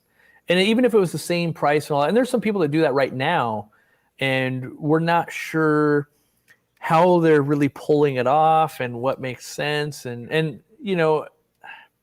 it gets weird, right? Because let's say it is this Easy Green, and people buy Easy Green, they do resell it. But let's say you import it into Australia, and now you're selling it for $50 US, right? And if they have a bad experience with they sometimes come at us, and it's like, we're not even a part of this. Like, this is some guy or girl that bought this, and they're doing their own thing. We have no idea what the shipping timeline is for you. Like, that's not us. And so we don't encourage it. And I don't think really legally we can stop it. There was one pet store that was buying our stuff and rebottling it, and that was kind of problematic. We also couldn't really stop that, but we definitely did encourage it because there was no way for us to know, like, what if they were diluting it down? What if they were, and so it's like, oh, jeepers, I don't know what to do about that. But we also don't want to crush a business of like aquarium co-op. They shut down my local store because they sued them for doing a thing. It's like, we're not about that either. yeah, But we also can't guarantee that the customer was getting what they bought. They were basically buying our gallon versions and putting them into like different containers, but we can't guarantee they didn't let any spores of mold in there or anything like that. So it's real weird scenario of like, if it's working out well, sure, I guess, but we can't control it. And then we end up, because we're the face of all these products, we get the negative feedback. So we don't really get the positive sides, but we will get the negative sides. Yeah. yeah. So it's a no-win situation for us, unfortunately. Yeah. And unfortunately, again, the chat jumped on me, and I was so far behind that I've lost a bunch of stuff. I'm up to. It happens all the time. That's why I gave up, and I'm like, I take them as repeat them as you need it. I take it where I can get. Yep. I try to do a good job with the chat most times. And anyways, Zenzo came in and says, and hey there, it's October. How does Cory like his pumpkin pie? Yes, definitely has to be cold pumpkin pie with a mountain high of like whipped cream. Oh yeah. And pretty much any store-bought's fine, homemade's fine, any of those are fine. And I probably eat 3 pieces of pumpkin pie a year. And even if I had unlimited, probably only 4 pieces before I'm like, all right, I'm done on the pumpkin pie train. But those 3 pieces are magical every year. I think that's what it's like. Oh, this is why I always kind of like, why aren't I eating more of this? Yeah. I probably eat 4 pumpkin pies a year. I think my wife told me, she's like, I'm buying one from Costco next week. And I was like, do it. Mountaintop Puffer Keeper would like to know, what collecting experience will you remember the most when you're 80? Which one stands out the most? Well, I definitely know there's like events that I'll remember. Like, I don't know if it's a whole trip, but like the time where I fell through when a board broke and I fell to the ground, and another guy, like, he got caught on the board. So we were going to visit someone that holds fish. So you have the people that go out on a boat and you collect them. And then they have to be held in like someone's home. And these homes were floating homes, except not the tide, but the water level is really down. And so they're sitting at just like a crazy angle, and the power lines like dang near into the water and all that, because they have to be floating in the move, right? Well, to get from the shore to this thing, it's just a series of very water and sun bleached boards that are homemade boards. They're not like, oh, I bought a 2x10 or anything. It's just a homemade board that are kind of janky, and they just lay one onto the next one, and then put like one board up to support them, and then like get to the next one. And and it was one of those instances where you've got like 5 people all trying to get in, and at one point it's like everyone kind of knew like only one person per board, because these boards were just not robust, and 2 people are standing on a board and it snaps, and you like see your life flashing before your eyes. So I'll definitely never forget that, where it's like, oh my gosh. And once we got in there was holes in the floor, and there was crazy stuff going on that it was, it's weird to see, like, they live in this all day. And to me, I'm just like, how are we not dying? Everyone's like, careful, you can fall to the floor right there. That hole's crazy. That thing's crazy. So that will definitely always be, one of the biggest memories. And then, probably what I'll always remember is sitting on top of the boat. There's kind of nothing more peaceful than you're on top of the boat and you're in the Amazon and there's like crazy parrots and birds and just every, National Geographic type video you've ever seen is in front of you, and and then you that'll always stem the like, oh, I've seen a red coral snake, like that can kill you instantly, and you like, oh yeah, I remember when Felix grabbed the small caiman by his hands, and it was like 12 inches in front of me, like that's crazy. So you have all these things, but it's overall the experience, and then I will never forget the humbling thing of like when you come home and you realize how good life is compared to Peru, of like, I do have running water, I can flush toilet paper down the toilet. Like you can't flush toilet paper in Peru. They don't have really the plumbing to handle it. So all toilet paper, even at restaurants and stuff, goes into a garbage can. It does not go down plumbing. So it's stuff like that you completely take for granted. And then you get home and you're like, wow, American life is pretty awesome, like standard of living. So it definitely makes me realize, be thankful for what I have, because it is amazing compared to what a lot of people will get in life. You. All those little things we take for granted, we just don't even, because we don't experience those other things. So you had it your whole life, you wouldn't know any other.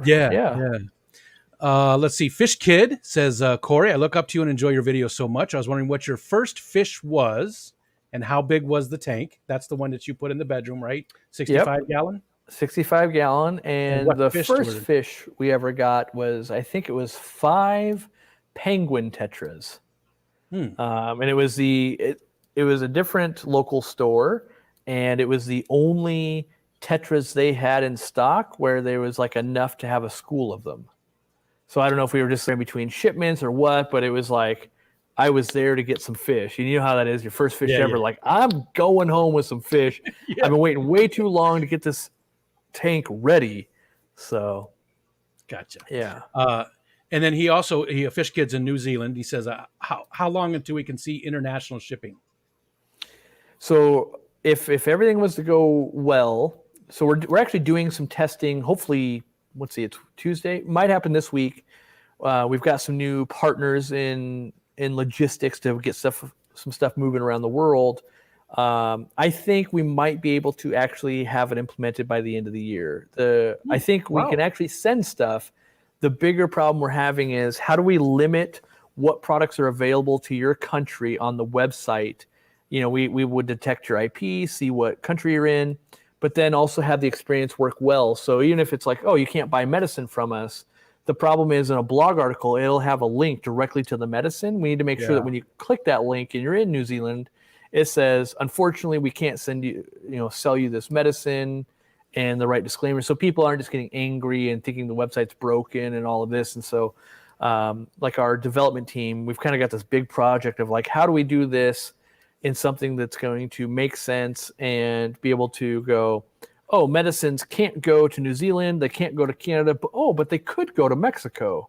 And so we need to have all these flags that we can kind of turn on and off for worldwide. And so we think right now we'll start with Canada.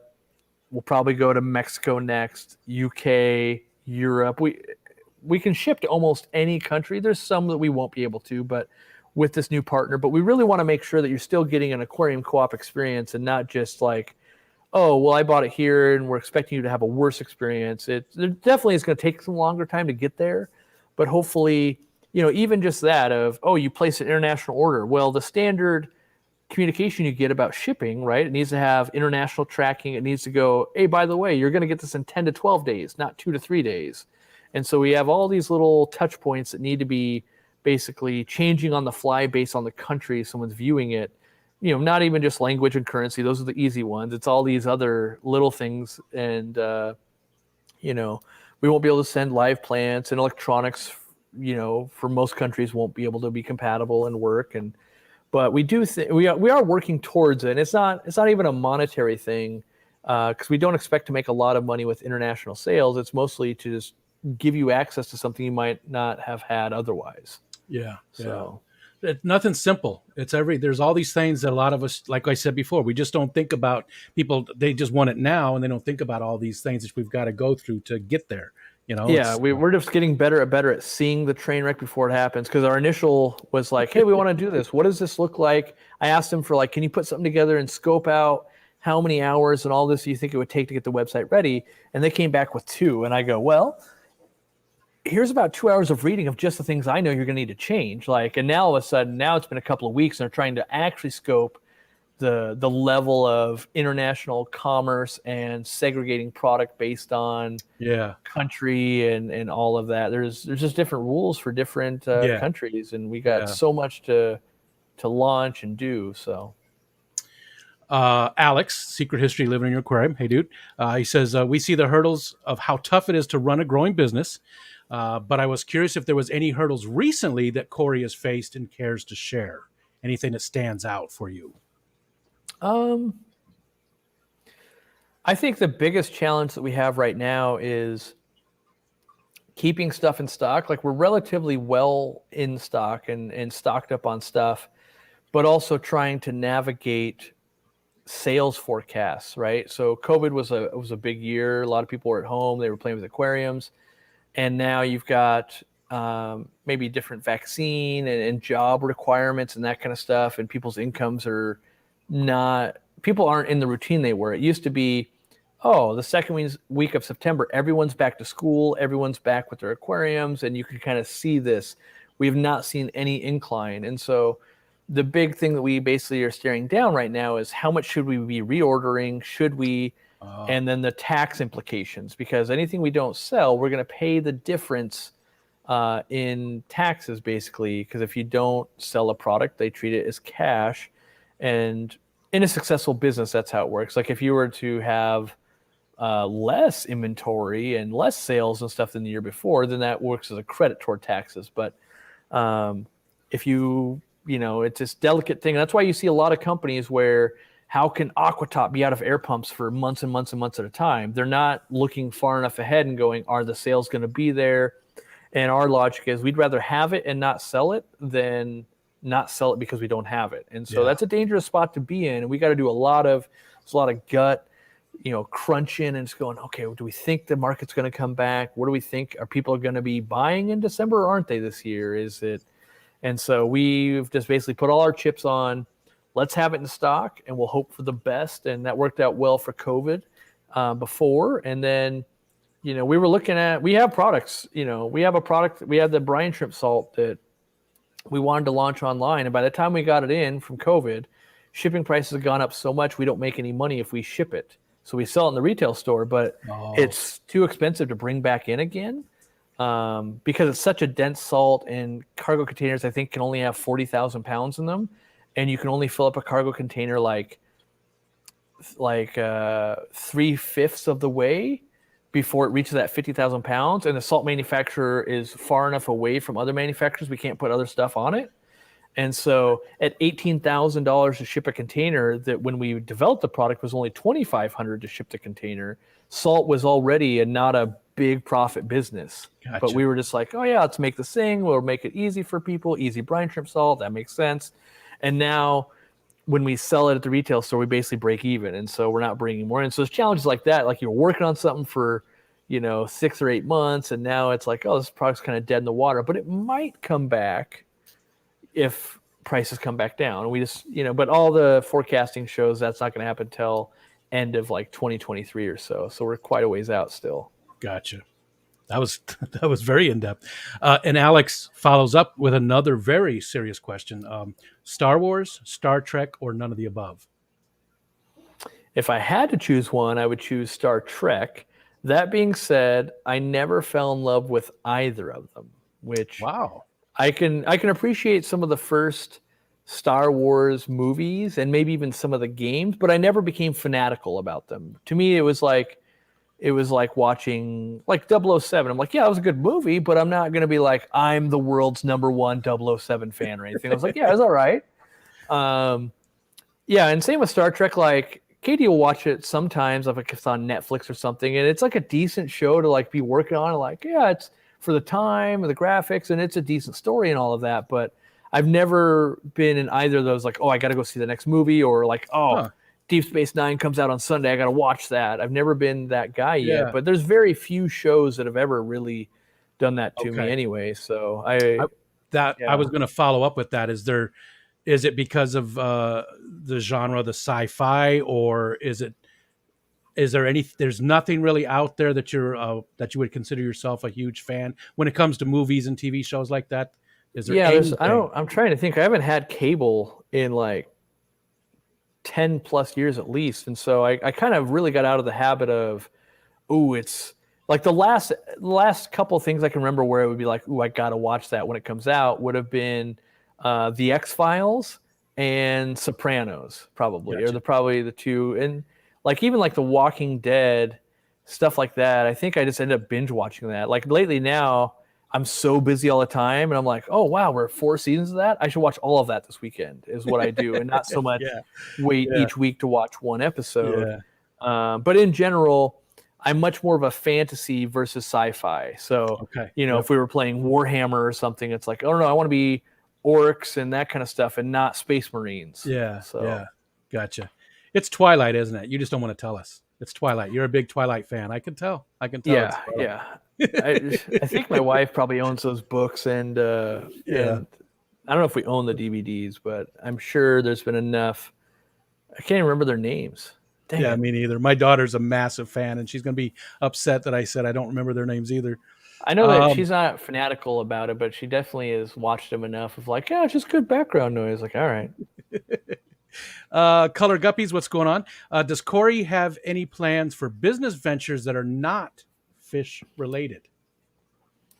We were talking today about possibly opening up a gaming store. If things really settled down, I was able to get away from the day-to-day business, and that would probably be that I'm not as much in front of the camera, and it's really being mostly automated by um, people in my company, and there. I think every position that I do can be replaced. Like if I really wanted to keep developing products and I didn't want to do it, I think Dean would be a good candidate for that, and he does help with that kind of stuff. And but I have to get to a point where it's so stable that no matter what happens, this legacy that we're building would keep going in the direction I want it to go. And I don't think I'll ever be all the way away from it. Like I'll always it's kind of like I didn't have kids, but this thing is like my child, and I think I'll always kind of have that overseeing, consulting. Like I think you're making a bad decision right now, and all of that type of Gotcha.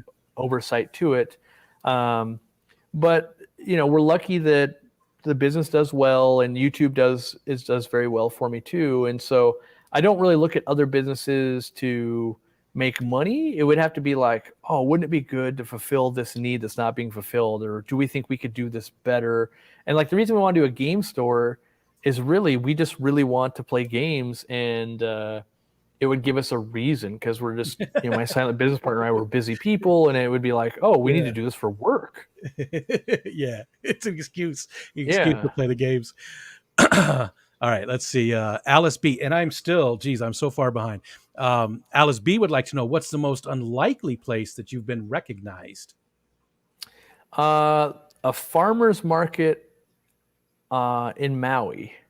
Like I was just with my wife and some family, and we, before COVID, a couple years in a row, we took a vacation to Maui in November to kind of get away, recharge. Or at least that's what I was doing, and to get recognized at a farmer's market just in Hawaii. And it was he was actually a fan, but also he worked for the post office. He's like, yeah, we deliver a lot of the packages and all that. And it's kind of cool when I see the aquarium co-op package. And it was very fun for my family, because they were just like, I could not believe this, because I'm just, Corey, their Yeah. son, or, Yeah.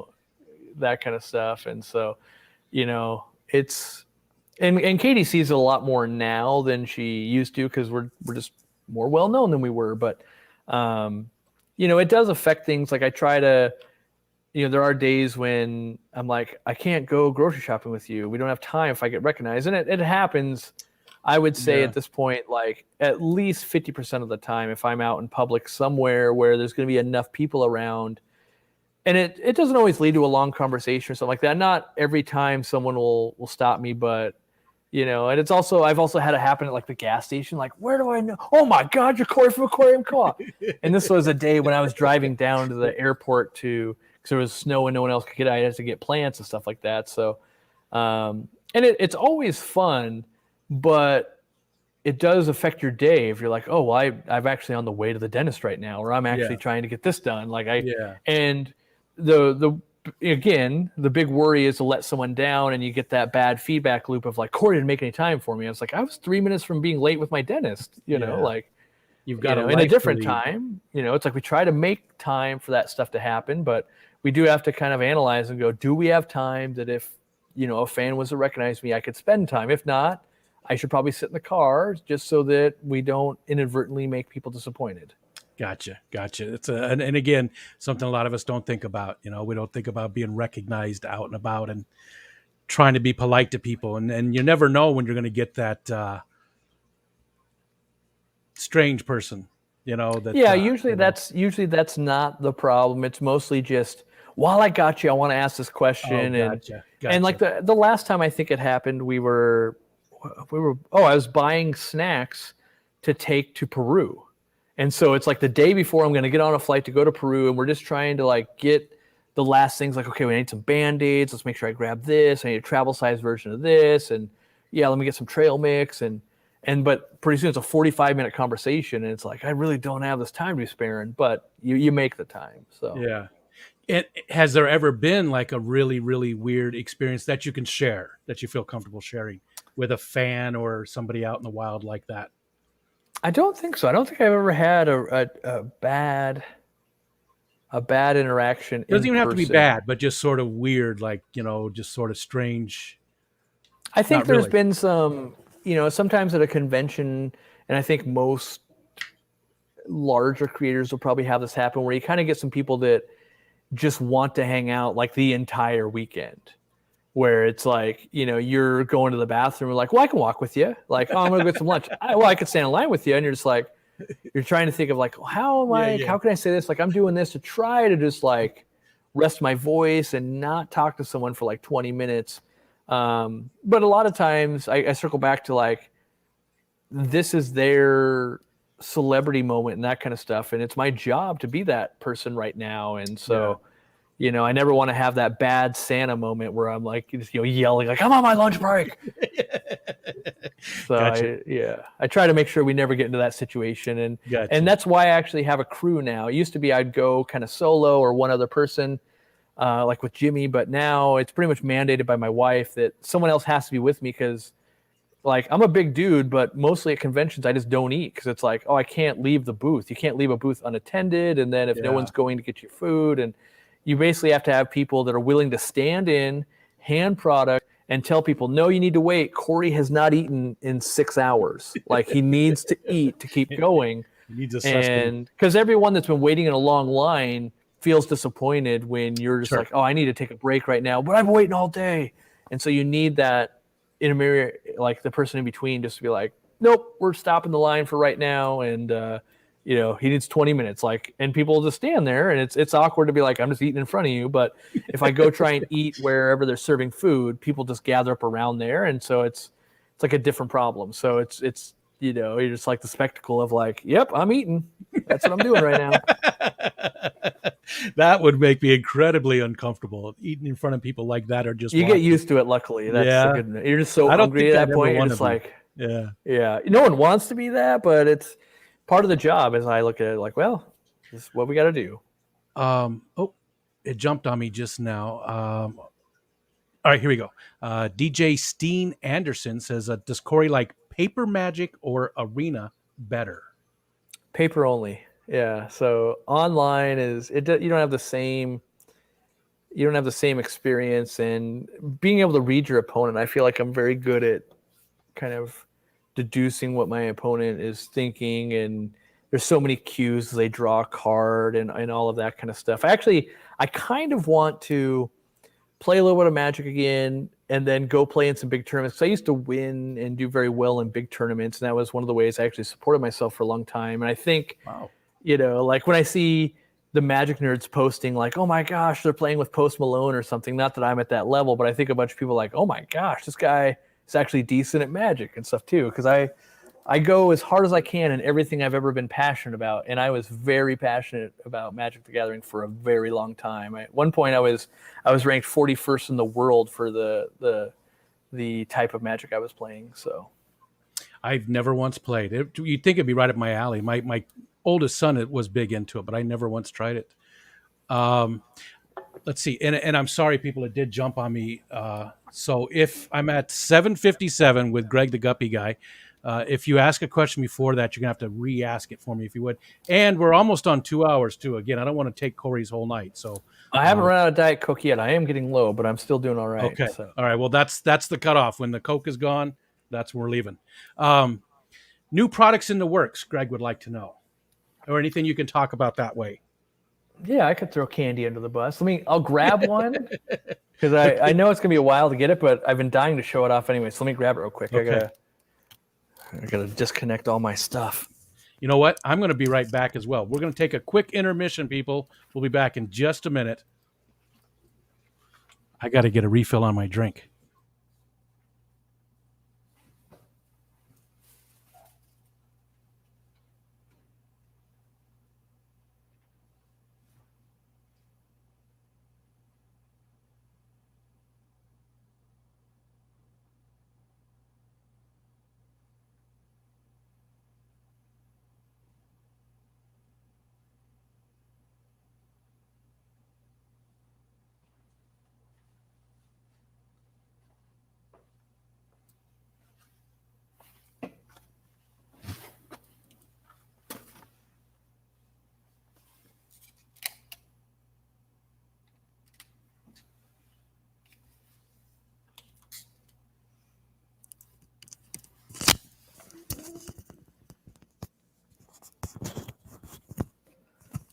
All right.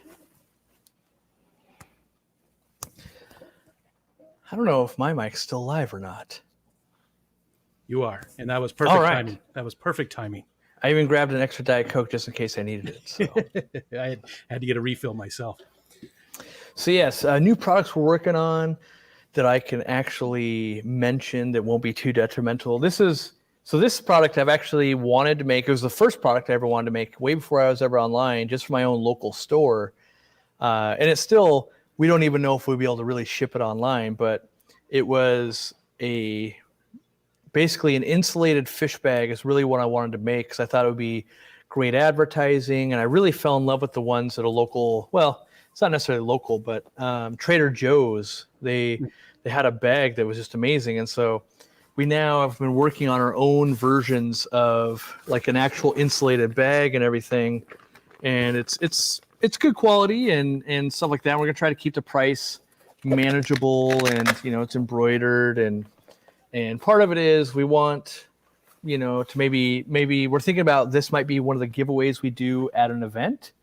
And so we might not even sell it. It could just be like, we used to have the red shirts where you can only ever get it, we can never purchase it. And that might be the same, might be retail store only, and then giving them away at events. And so, we're looking at cost, and they don't pack down that well. So that's one of the reasons why shipping them would be kind of a nightmare, if you will.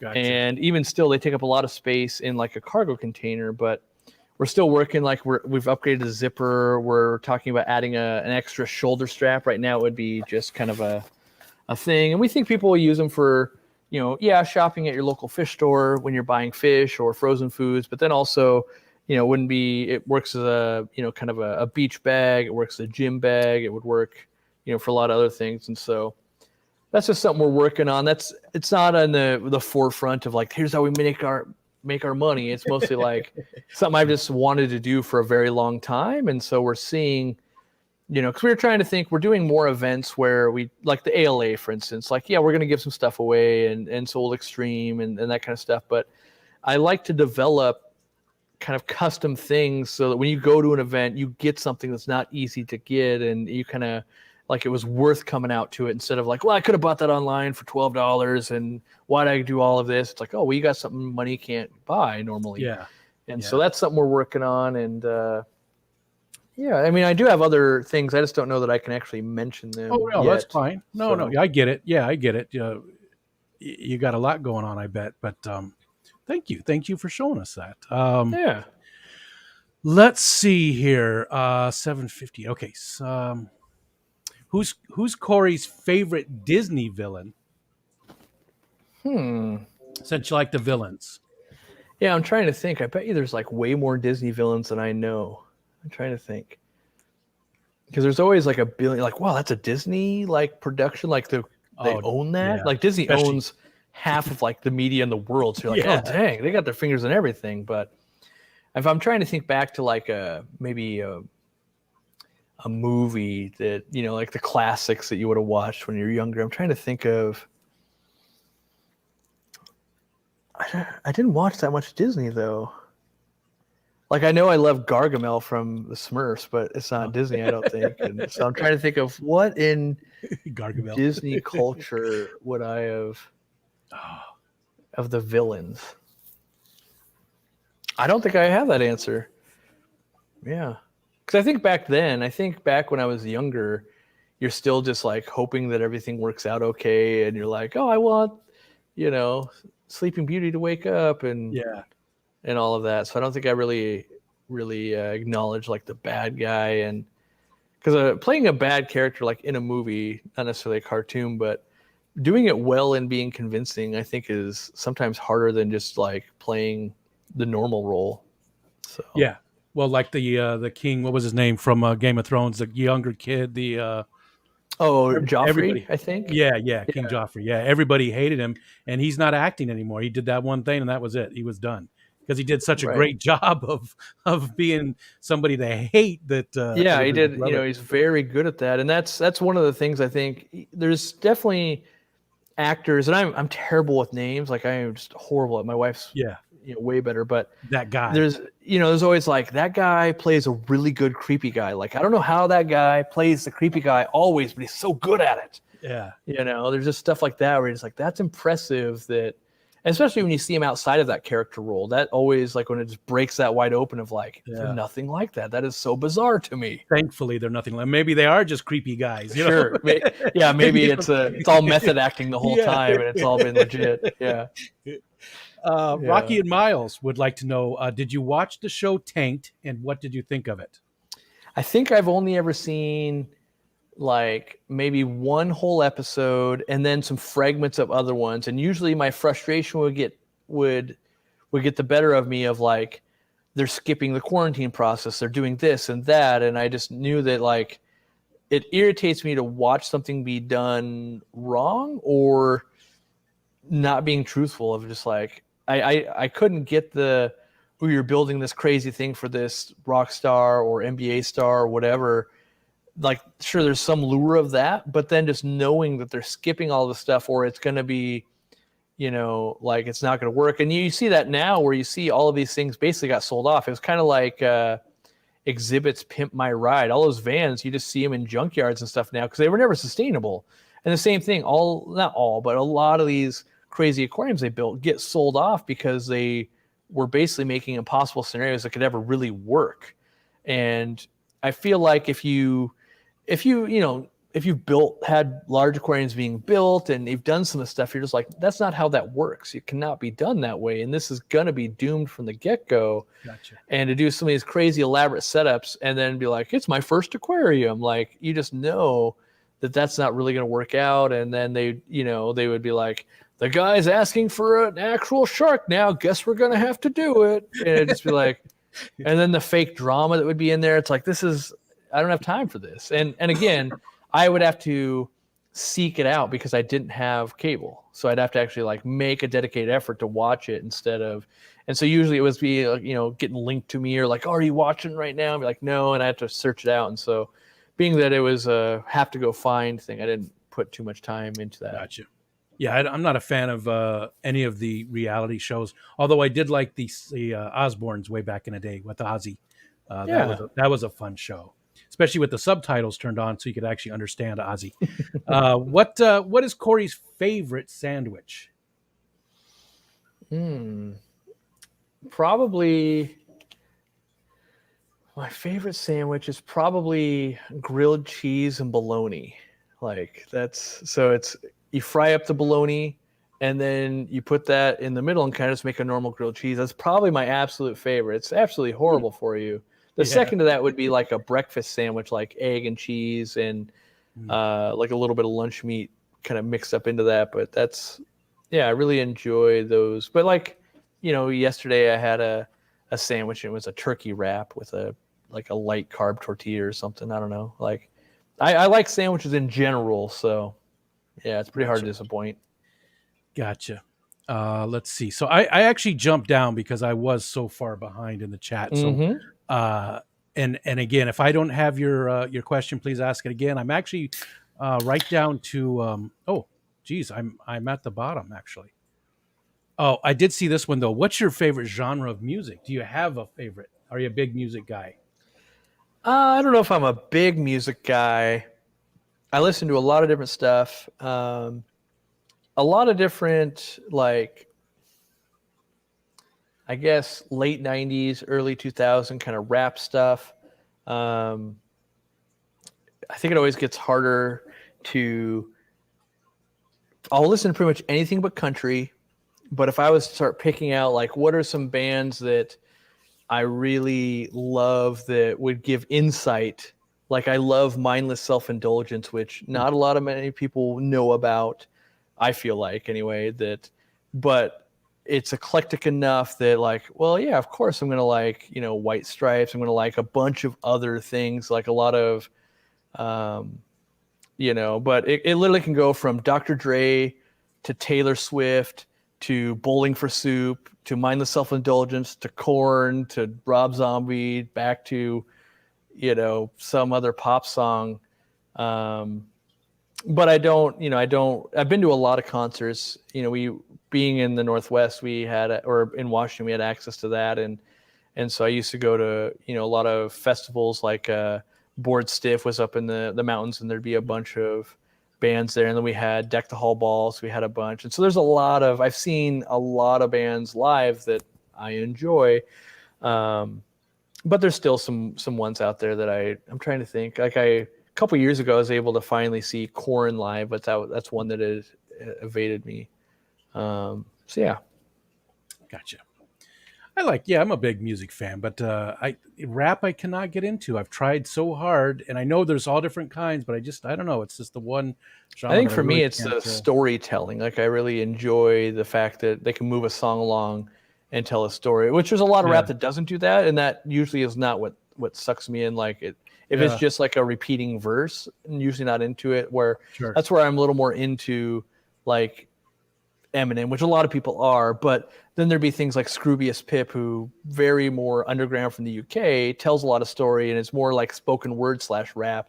And so, but the problem is when you say that, there might be one guy out of 100 or girl that like even knows what you're talking about. Everyone's like, I have no idea what he's saying right now. Yeah. So I usually just like, oh yeah, a lot of stuff. If it makes me think, I like it. Basically, it's poetry. Rap is poetry, and I just don't care for poetry. I don't know why, but I just don't. I don't like normal poetry, but apparently I can listen to rap. Yeah. And again, my kids love it. They're all big fans, but they also like the same kind of stuff I do. Let's see. S actually we answered that one. S asked about the business that Cory would like to start that's not fish related, and he said maybe like a gaming store, and really just so he'd have an excuse to play games. Yep. Oh, jumped on me again. Mystery Snail Guardians wants to know what your favorite snails are. I really, really like Malaysian trumpet snails. Like I have them in lots of aquariums, and they're a constant. I really do.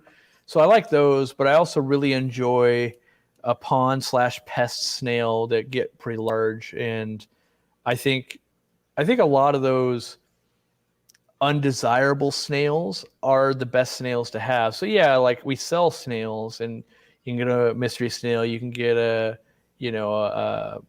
rabbit snail, and nerite. There's all these stuff we sell, but the ones that are just like pests, they're so good if you actually take care of them and you grow them up, and they don't get huge. And even there's been like illegal snails that the store I used to work at would get sometimes, like those big Colombian ram's horns that would just chow down plants. And I think they're just kind of fascinating. I think people see them as like, it's like, you meet a lot of people who are like, oh, bugs are gross, right? But if you actually are studying bugs, they're like fascinating. Look at this one, does something completely different than this one, and like somehow you're okay with worms, but this is horrible. And I think that most people get started off with snails are bad, snails overpopulate, they eat your plants, they do all of this, and not learning like, but what are all the benefits that come with that too? And so I really do like snails. I'm of the camp that every aquarium should have them, even if their fish eat them. Like, let them eat them, but don't go out of your way to get rid of them. I never do. Yeah, I have pond snails. This little 5-gallon. I mean, it's all over, and every once in a while, I drop a snail cookie that I got from Mystery Snail Guardians in there, and they'll glom all over it, and then I'll take that and put it in with the pea puffers, so that they're right here from home. What they need to do, they need to make glow snails. That's the next thing they need to do. Instead of glow fish, let's get some really cool colored snails. That could be a thing. That would be cool. That would be awesome. So would it be their shell or the flesh that glows? I assume it has to be the flesh, but I mean, if they can change the shell, that would, because if they could change the shell, I think it would just be like an extension of like different cherry shrimps and that kind of stuff. But like with the rabbit snails, you can get some pretty cool yellows and spotting and that kind of stuff. And if you could, I was just thinking of like a little Malaysian trumpet snail. If they came out and like one's blue and one's green and one's pink, and because most of the time during the day they would actually be in the substrate and you wouldn't see them. So at night you'd kind of get this cool little light show, like a cosmic snail fest. Cosmic Snail Fest. I love it. I love it. That's a good name for a channel right there. Cosmic Snail Fest. Let's see. What's Cory's least favorite food and fish? Let's see. For fish, usually it's stuff that's like hyper aggressive. That, like, I mean, I love doveye, but there's like black belt cichlids, stuff like that, where it tends to get like I actually kind of like a Budacophori, but like selling Budacophori, every one of them you sell is going to come back because I kill all their tank mates and all of that. And so I really don't enjoy that, where most people bite off more than they can chew as a pet. As far as food goes, what do I really hate as food? I really hate Brussels, like cooked Brussels sprouts, but I'm trying to think of a food. Raisins? I mean, I can eat raisins. Raisins are mine. That's mine. I absolutely hate raisins.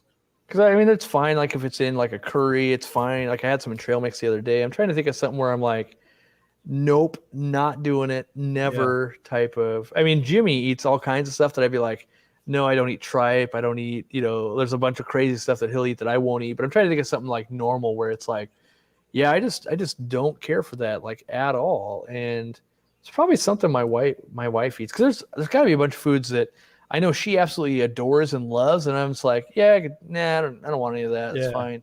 What about liver? Is it, though? Yeah, I'm not big on liver. For the most part, I'm not huge on Italian food. Like, I'll eat it. Don't get me wrong, I'll eat it. But wow. I'm much more on Indian, Thai, Japanese, like Korean. Oh, I know the one that. Okay, so I could really take it or leave it when it comes to sushi. There's a lot of people that love sushi, and I could just like, I'll eat it. Like, if I'm on a plane, it's getting served to me, or everyone else wants to go out for sushi, I'll find some and I'll eat it. But I'm just tolerating where everyone else is like, oh my God, it's the best thing ever. I'm just going, this is way overpriced for something I don't enjoy that much. Yeah. But I do like, I like salmon and other types of fish and all that kind of stuff. But yeah. That's my favorite, pie and sushi. That's what there's a lot of people are fanatical about that sushi, and it's like, oh, if everyone wants to go to sushi, I'll go. But you don't ever search it out. Just the other day, my wife brought home sushi and a pie for me. That's my thing, man. I don't have to eat them together. It's not like I have, a big scoop of pie and then some sushi, but it's just my two favorite things when it comes to food. Was there a really physical taxing moment of the Peru trip where you were particularly grateful for the pre-training you did? Was it the whole thing, or was there any specific moment that stood out? There were definitely some moments, like that one where it was like the muddiest. The hike back from that, I definitely was. So part of it is like when you're breathing heavy and you're working really hard, my brain's doing double duty going, is this on the camera? Is this going to ruin the footage? Is this, are people going to make comments that I'm winded? Does it, like, Yeah. or is it going to get cut so it just looks like Cory can't walk through the forest and like they don't know I was dying in the mud 2 minutes ago? Because sometimes that happens and you're like, oh, we cut out all the precursor. I just look like I'm incredibly out of shape at this point, because that footage wasn't really good, or someone was swearing, or someone said something that we couldn't show, or, but yeah, there definitely were times, a couple of times was one hiking back through the forest and I was like, man, I'm not even really winded. And you start seeing people around you, they're like dying. You're like, all right, training's paying off. And then when we'd have to get back onto the little skiff boat from the land sometimes. So you guys have seen some where we come down a hill and we might have to walk and get onto it. But then there's times where you pull up to a sandbank and now that boat is at like chest level and you got to get from mud that like you sink down in up and onto that. And it's quite a maneuver to pull that off. And so someone my size and my weight, I was definitely like, all right, this definitely helped out a ton. If you're really tall, that's kind of an easier thing. Or if you're really light, other people can just like pull you up. And it's not easy for anyone, but I felt like it was really hard in previous years. And it wasn't super easy this time, but was easier. And even since I've been back, I've been working with the trainer of like, okay, so now that I went back, I know what's still hard. And I know how we need to train for it. We need to make something that's this tall that I have to get up onto, but we have to use like Bosu balls and stuff so that the surface is really uneven. Because you can't, it's way easy to like, oh, you need to crawl up onto that, but you were standing on concrete. Super easy. Yeah. It's another thing when you put your foot down, it just goes deeper, and so you have to like use a lot of upper body strength and do different moves. So yeah, I don't know if it paid off because personal trainer is pretty expensive and all that, but I definitely don't regret putting time into, I'm way more mobile and I am stronger, but like we never do anything that would require a machine. It's always free types of movement and weight. And we're always, so just like, and I want to make it as hard as possible. I continually go, we could make this another step harder to my trainer. And so if I don't leave a workout after, the hour and 20 minutes or so, just like absolutely dying, completely soaked through, I didn't work out hard enough. And so I only do it twice a week, but I also try as hard as humanly possible, which is not what most people do. Most people, like, they put their time in at the gym, where I know that time is money for me and I have limited amounts of time. So if I don't try as hard as possible, then I'm not doing what I set out to do. And I know that the harder I go now, the crazier the scenario I see in Peru will be easier. There's not like, I need to take a break. Like that doesn't happen in Peru sometimes. So. Yeah. How long have you been seeing the trainer now too? I think it's been about 3 years. I basically hired them the second time I went to Peru. Like the first time I went, I was like, man, some of that stuff was pretty hard. And I was like, okay, I need to get in better shape the next time I go. And I was. And then there was like kind of a long break for COVID where it was like, oh, it's technically not legal to be doing this and all of that. And then once that kind of cleared up, then I started back up again. And you don't lose it all, but you lose a lot when you take like an eight month break or something and you're just not doing the same kind of stuff. But it's definitely hard. And I keep thinking like, oh, one day I'll do a day in the life type of video and show people, because and he's an honest guy. He's like, you're more flexible and you can do a lot of amazing things that most people, I think, would never believe that you could do. And it's because we actually train for that kind of stuff. It's not just, oh, I can bench press this much. Like I probably can't even bench press that much, but all the crazy motions and things that, crazy side planking and all this stuff to build up the core, because that's what you're doing. You got to go from a log to over here and you got to kind of brace weight and make sure the camera's not going to fall, and you got a backpack full of gear and all that kind of weird stuff. And that's because that's what it matters. Like I'm never going to bench press something when I'm in Peru. So yeah. Unless you're picking up Dean or something, maybe just that's right. Well, over your head, just. Yeah, that's why we train with pretty heavy weights and you're putting on your shoulder if you have to carry someone out, because if you get hurt, you're carrying people out. We do train for those kinds of scenarios. Yeah.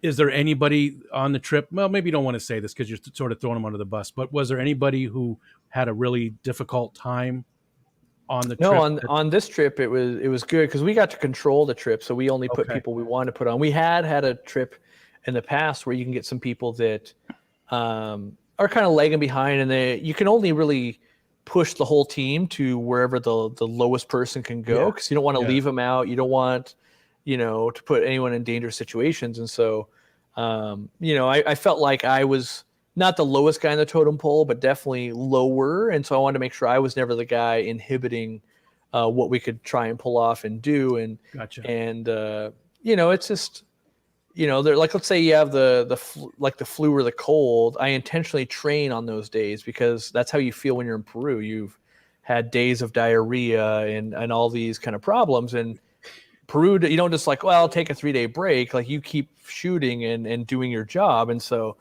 I make sure I don't miss those with the trainer. I tell them, like, I'm not feeling well today. Sometimes I got to hit the bathroom in the middle of it. But you have to keep going because that's exactly what Peru is like, Gotcha. And so you need to be drained, to go, how am I going to handle this when I'm drained? And so, yeah.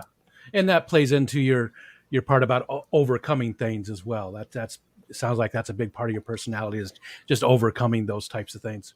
Yeah. Ricky would like to know, do you or have you ever really been into comic books, graphic novels? I collected them when I was young, but I never read them. So I was collector, and we'd go to some comic book shows, and my cousins were into it, but I would only buy them to, like, oh, look, this is Ghost Rider #1 and that kind of stuff, and I'd put them in the sleeve and kind of put them off to the side, and that was my thing. But I never got into the physical reading and following the story, and I never really have gotten into Marvel or DC or any of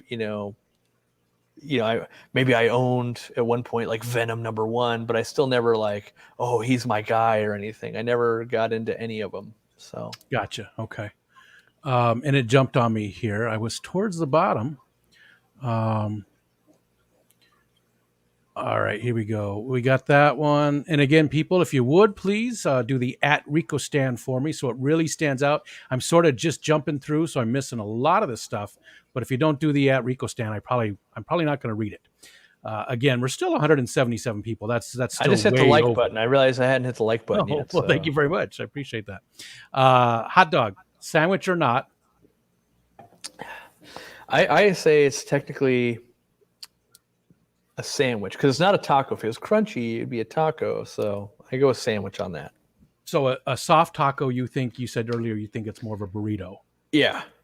I think one of the defining things of a taco for me is that crunchy shell of it. Because, if the tortilla just unrolls from a burrito, does that magically become a taco? I don't think so. I think it's just an unrolled burrito. So maybe a flauta. Flauta.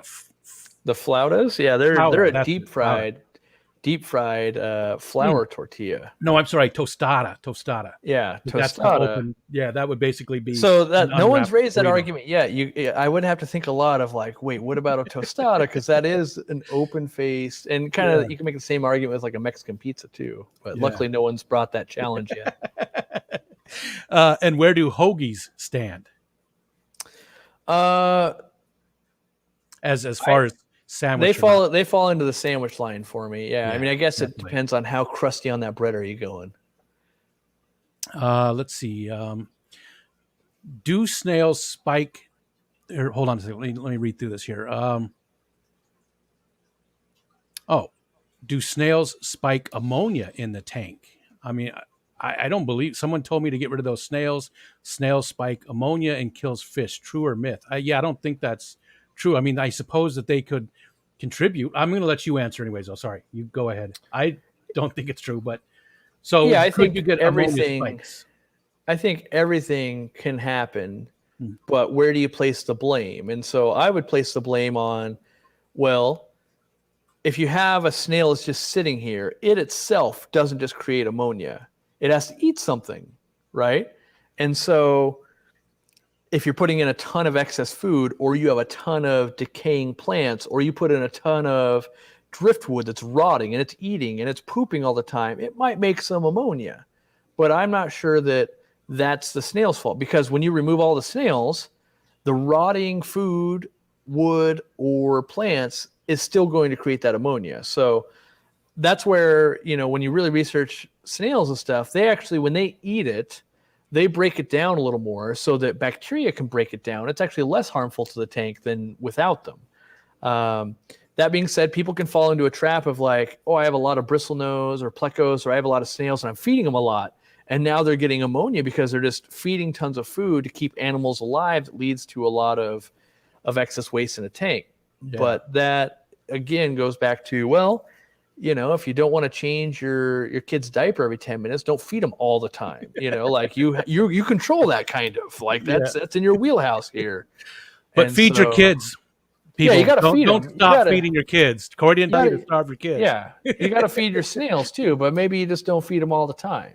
Yeah. So, and Myrtle said, if you enjoy the stream, send Rico a pie with sushi filling. There you go. And people, please don't send me stuff. We've had this discussion. People have been sending me stuff lately, and I don't like it. Let's see. Harry Woodward says, in business, how did Cory go from the daily grind of running a business day to day to expanding the business to how it is today? So how did you go from just trying to make it through the day? I guess success, right? So that definitely makes it easier. Like, obviously, each decision you make that pans out might give you more money, but it doesn't always give you more time. At a certain point, the money allows you to buy more time of like, oh, I have some more employees and things like that. But at the beginning, it's kind of like starting another business, honestly. So I knew that I basically ran the store for, I think, 3 years. And at the end of year 3, it would basically, for working probably close to 70 hours a week, I had gotten it down to that point, right? So I'm working 7 days a week, basically 70 hours, 10 hours a day. It would afford me a salary of about $40,000. And that basically happened. I think I was on track to do that again for year 4 or something like that, somewhere in that zone. And I was like, I don't want to do this forever. 70 hours a week forever for only $40,000 at our cost of living here is not going to be a great life. Yeah. And so I knew that I had to do something. And so I thought YouTube was going to be that thing. And I thought selling stuff online might be a good idea. And I remember I had to hire someone like part-time to start freeing up some time so that I could, I basically had to go, okay, if I make $40,000 and I hire someone part-time and they're going to make $15,000, worst case scenario, I'll make 25, they'll make 15, but I'll have weekends back. I mean, it wasn't weekends because obviously that's the busiest day, but I'll have 2 days a week that, and at the beginning you still work 7 because you're still training them. So that goes on for, a month or more. And then I basically was just taking 1 day a week off. You start filming some videos, and then we started selling.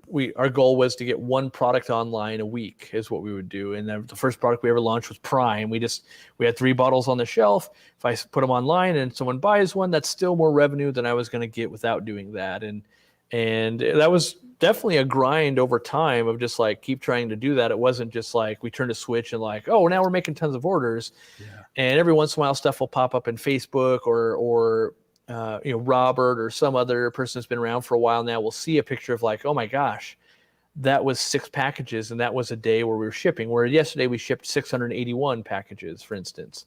And so that's more of a like a typical day when it's busy. That's every day. We actually don't ship on Sunday at the moment to give the employees a break. So we're averaging 350, 400 packages a day for most days.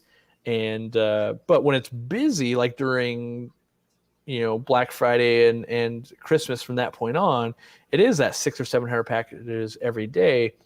And that's just it's every day we're still building on what we've done before. And so the goal is always take something that's profitable. So the first goal is you got to get to where you can make some money. You got to support yourself or whatever. Like you got to make some money. But then I've always maintained, let's put the majority of the money always back into the business. Even today, the majority of the money goes back into the business.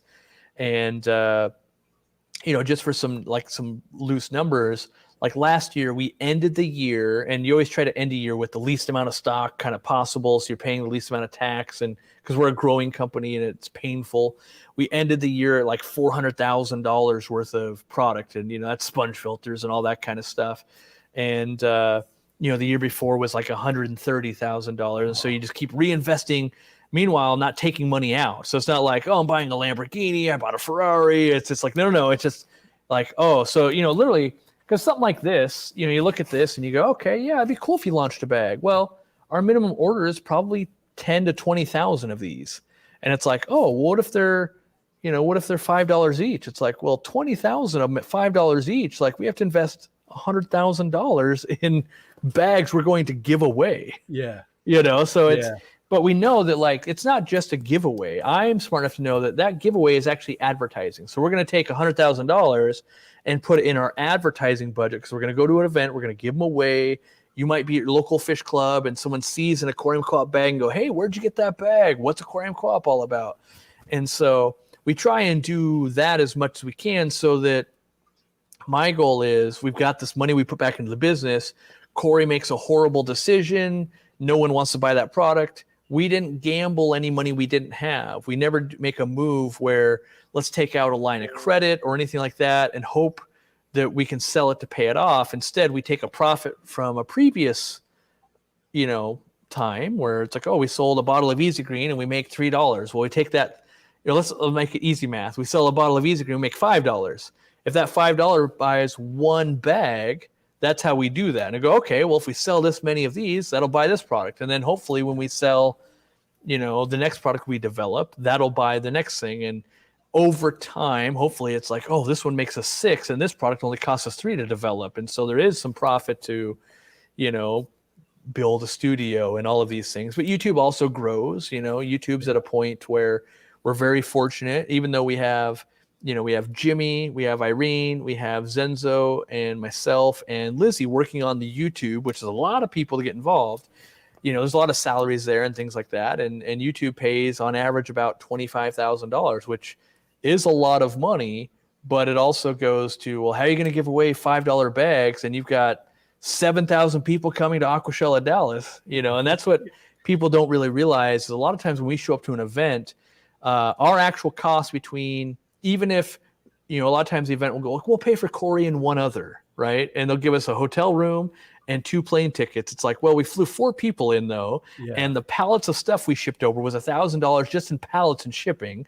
And then, we gave away 2,000 Easy Greens, and so you get all these costs. And so the average event costs us at least $20,000 to do what we're doing. Wow. And so we have to, that's where memberships and YouTube and all that stuff comes together. And we just try to redistribute it back to people of like, okay, how can we do a fun thing? And hopefully, and there's times when there's profit, and there's sometimes we have to buy a new camera, and there's sometimes we got to buy this thing or that thing, but it all goes into a giant melting pot, and hopefully it all comes back out into people's wages and, getting candy locally and doing all of these things that make sense, and onboarding. Yeah.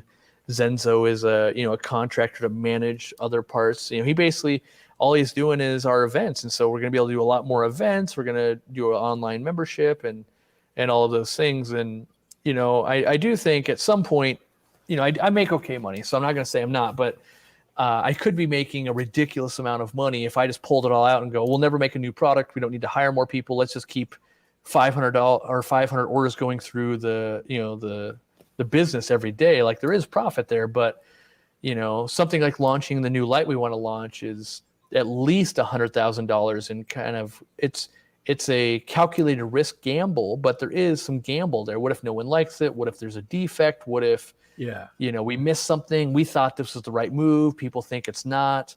There's all these things, but the good news is, if I do my job right, hopefully we buy $100,000 worth of lights. They sell for $200,000, and after shipping and employees and all of that, we make an extra $20,000, and that does the next event, or that does the next thing.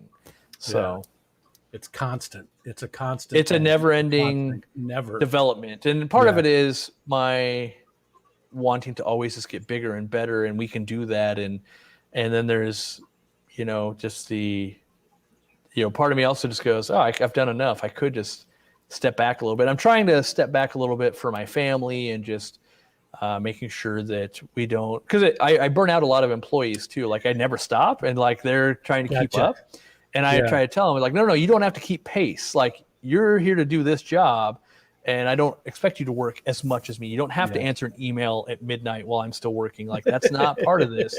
You got to do your job, but do it on your own terms, and make sure you're doing your part, and we'll fill in where we need to. We'll adjust wages where we need to, all that kind of stuff.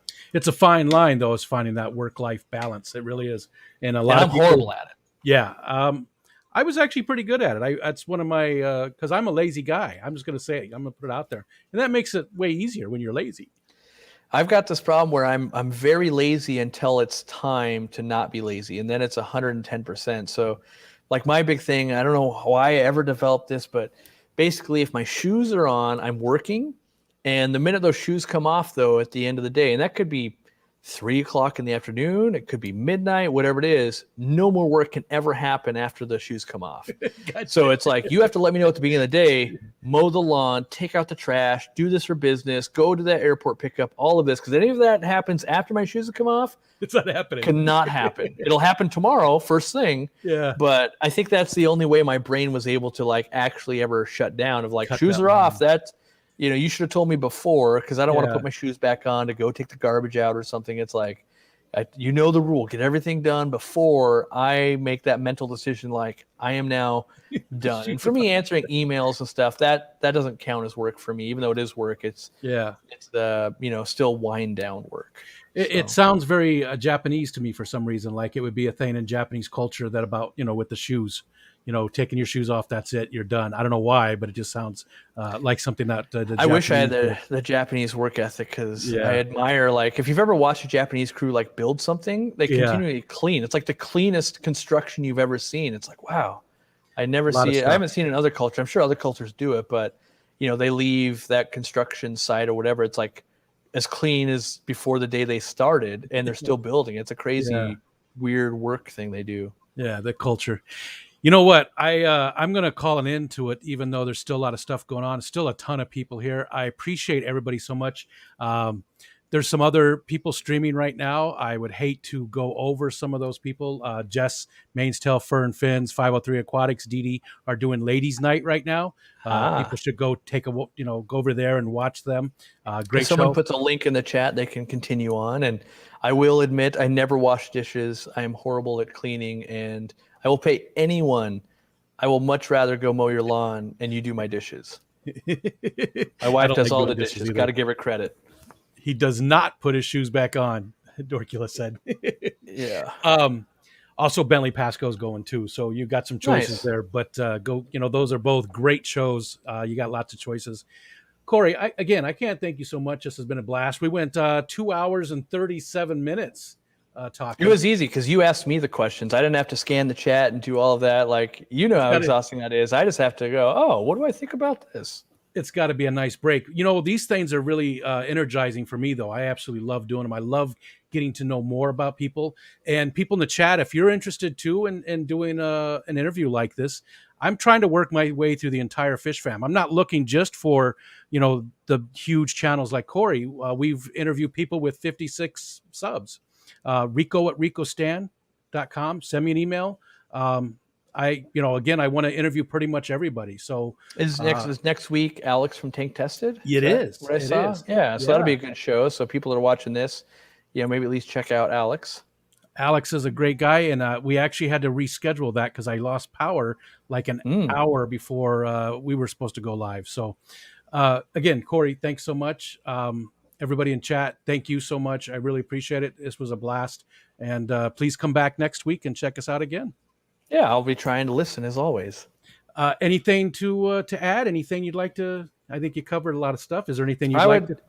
I always try to pay it forward. Hit that like button, subscribe, check out Alex on the next one. Maybe I'll be back on the show sometime.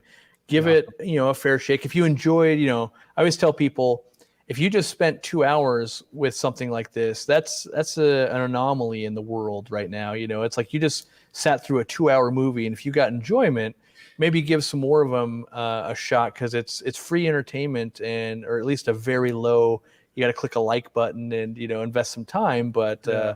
I think in a world of where we're used to getting gratification in 20 seconds, for us to sit down and have a good 2-hour watch of anything, whether it's your favorite TV show, your favorite broadcast, or whatever it is something special, and show a little support. And I realize I'm a creator, so I'm a little biased, but I always try to do the same thing. If I, you know, it goes back to if I go to someone's pet store, I always buy something. Even if I own a pet store, I'm there using your space you've created to get some enjoyment. And so I always try to pay back a little bit of their investment. And same thing here. If you've really had a good time, you know, it can be as free as a like button and maybe watch another stream. And it goes a long way.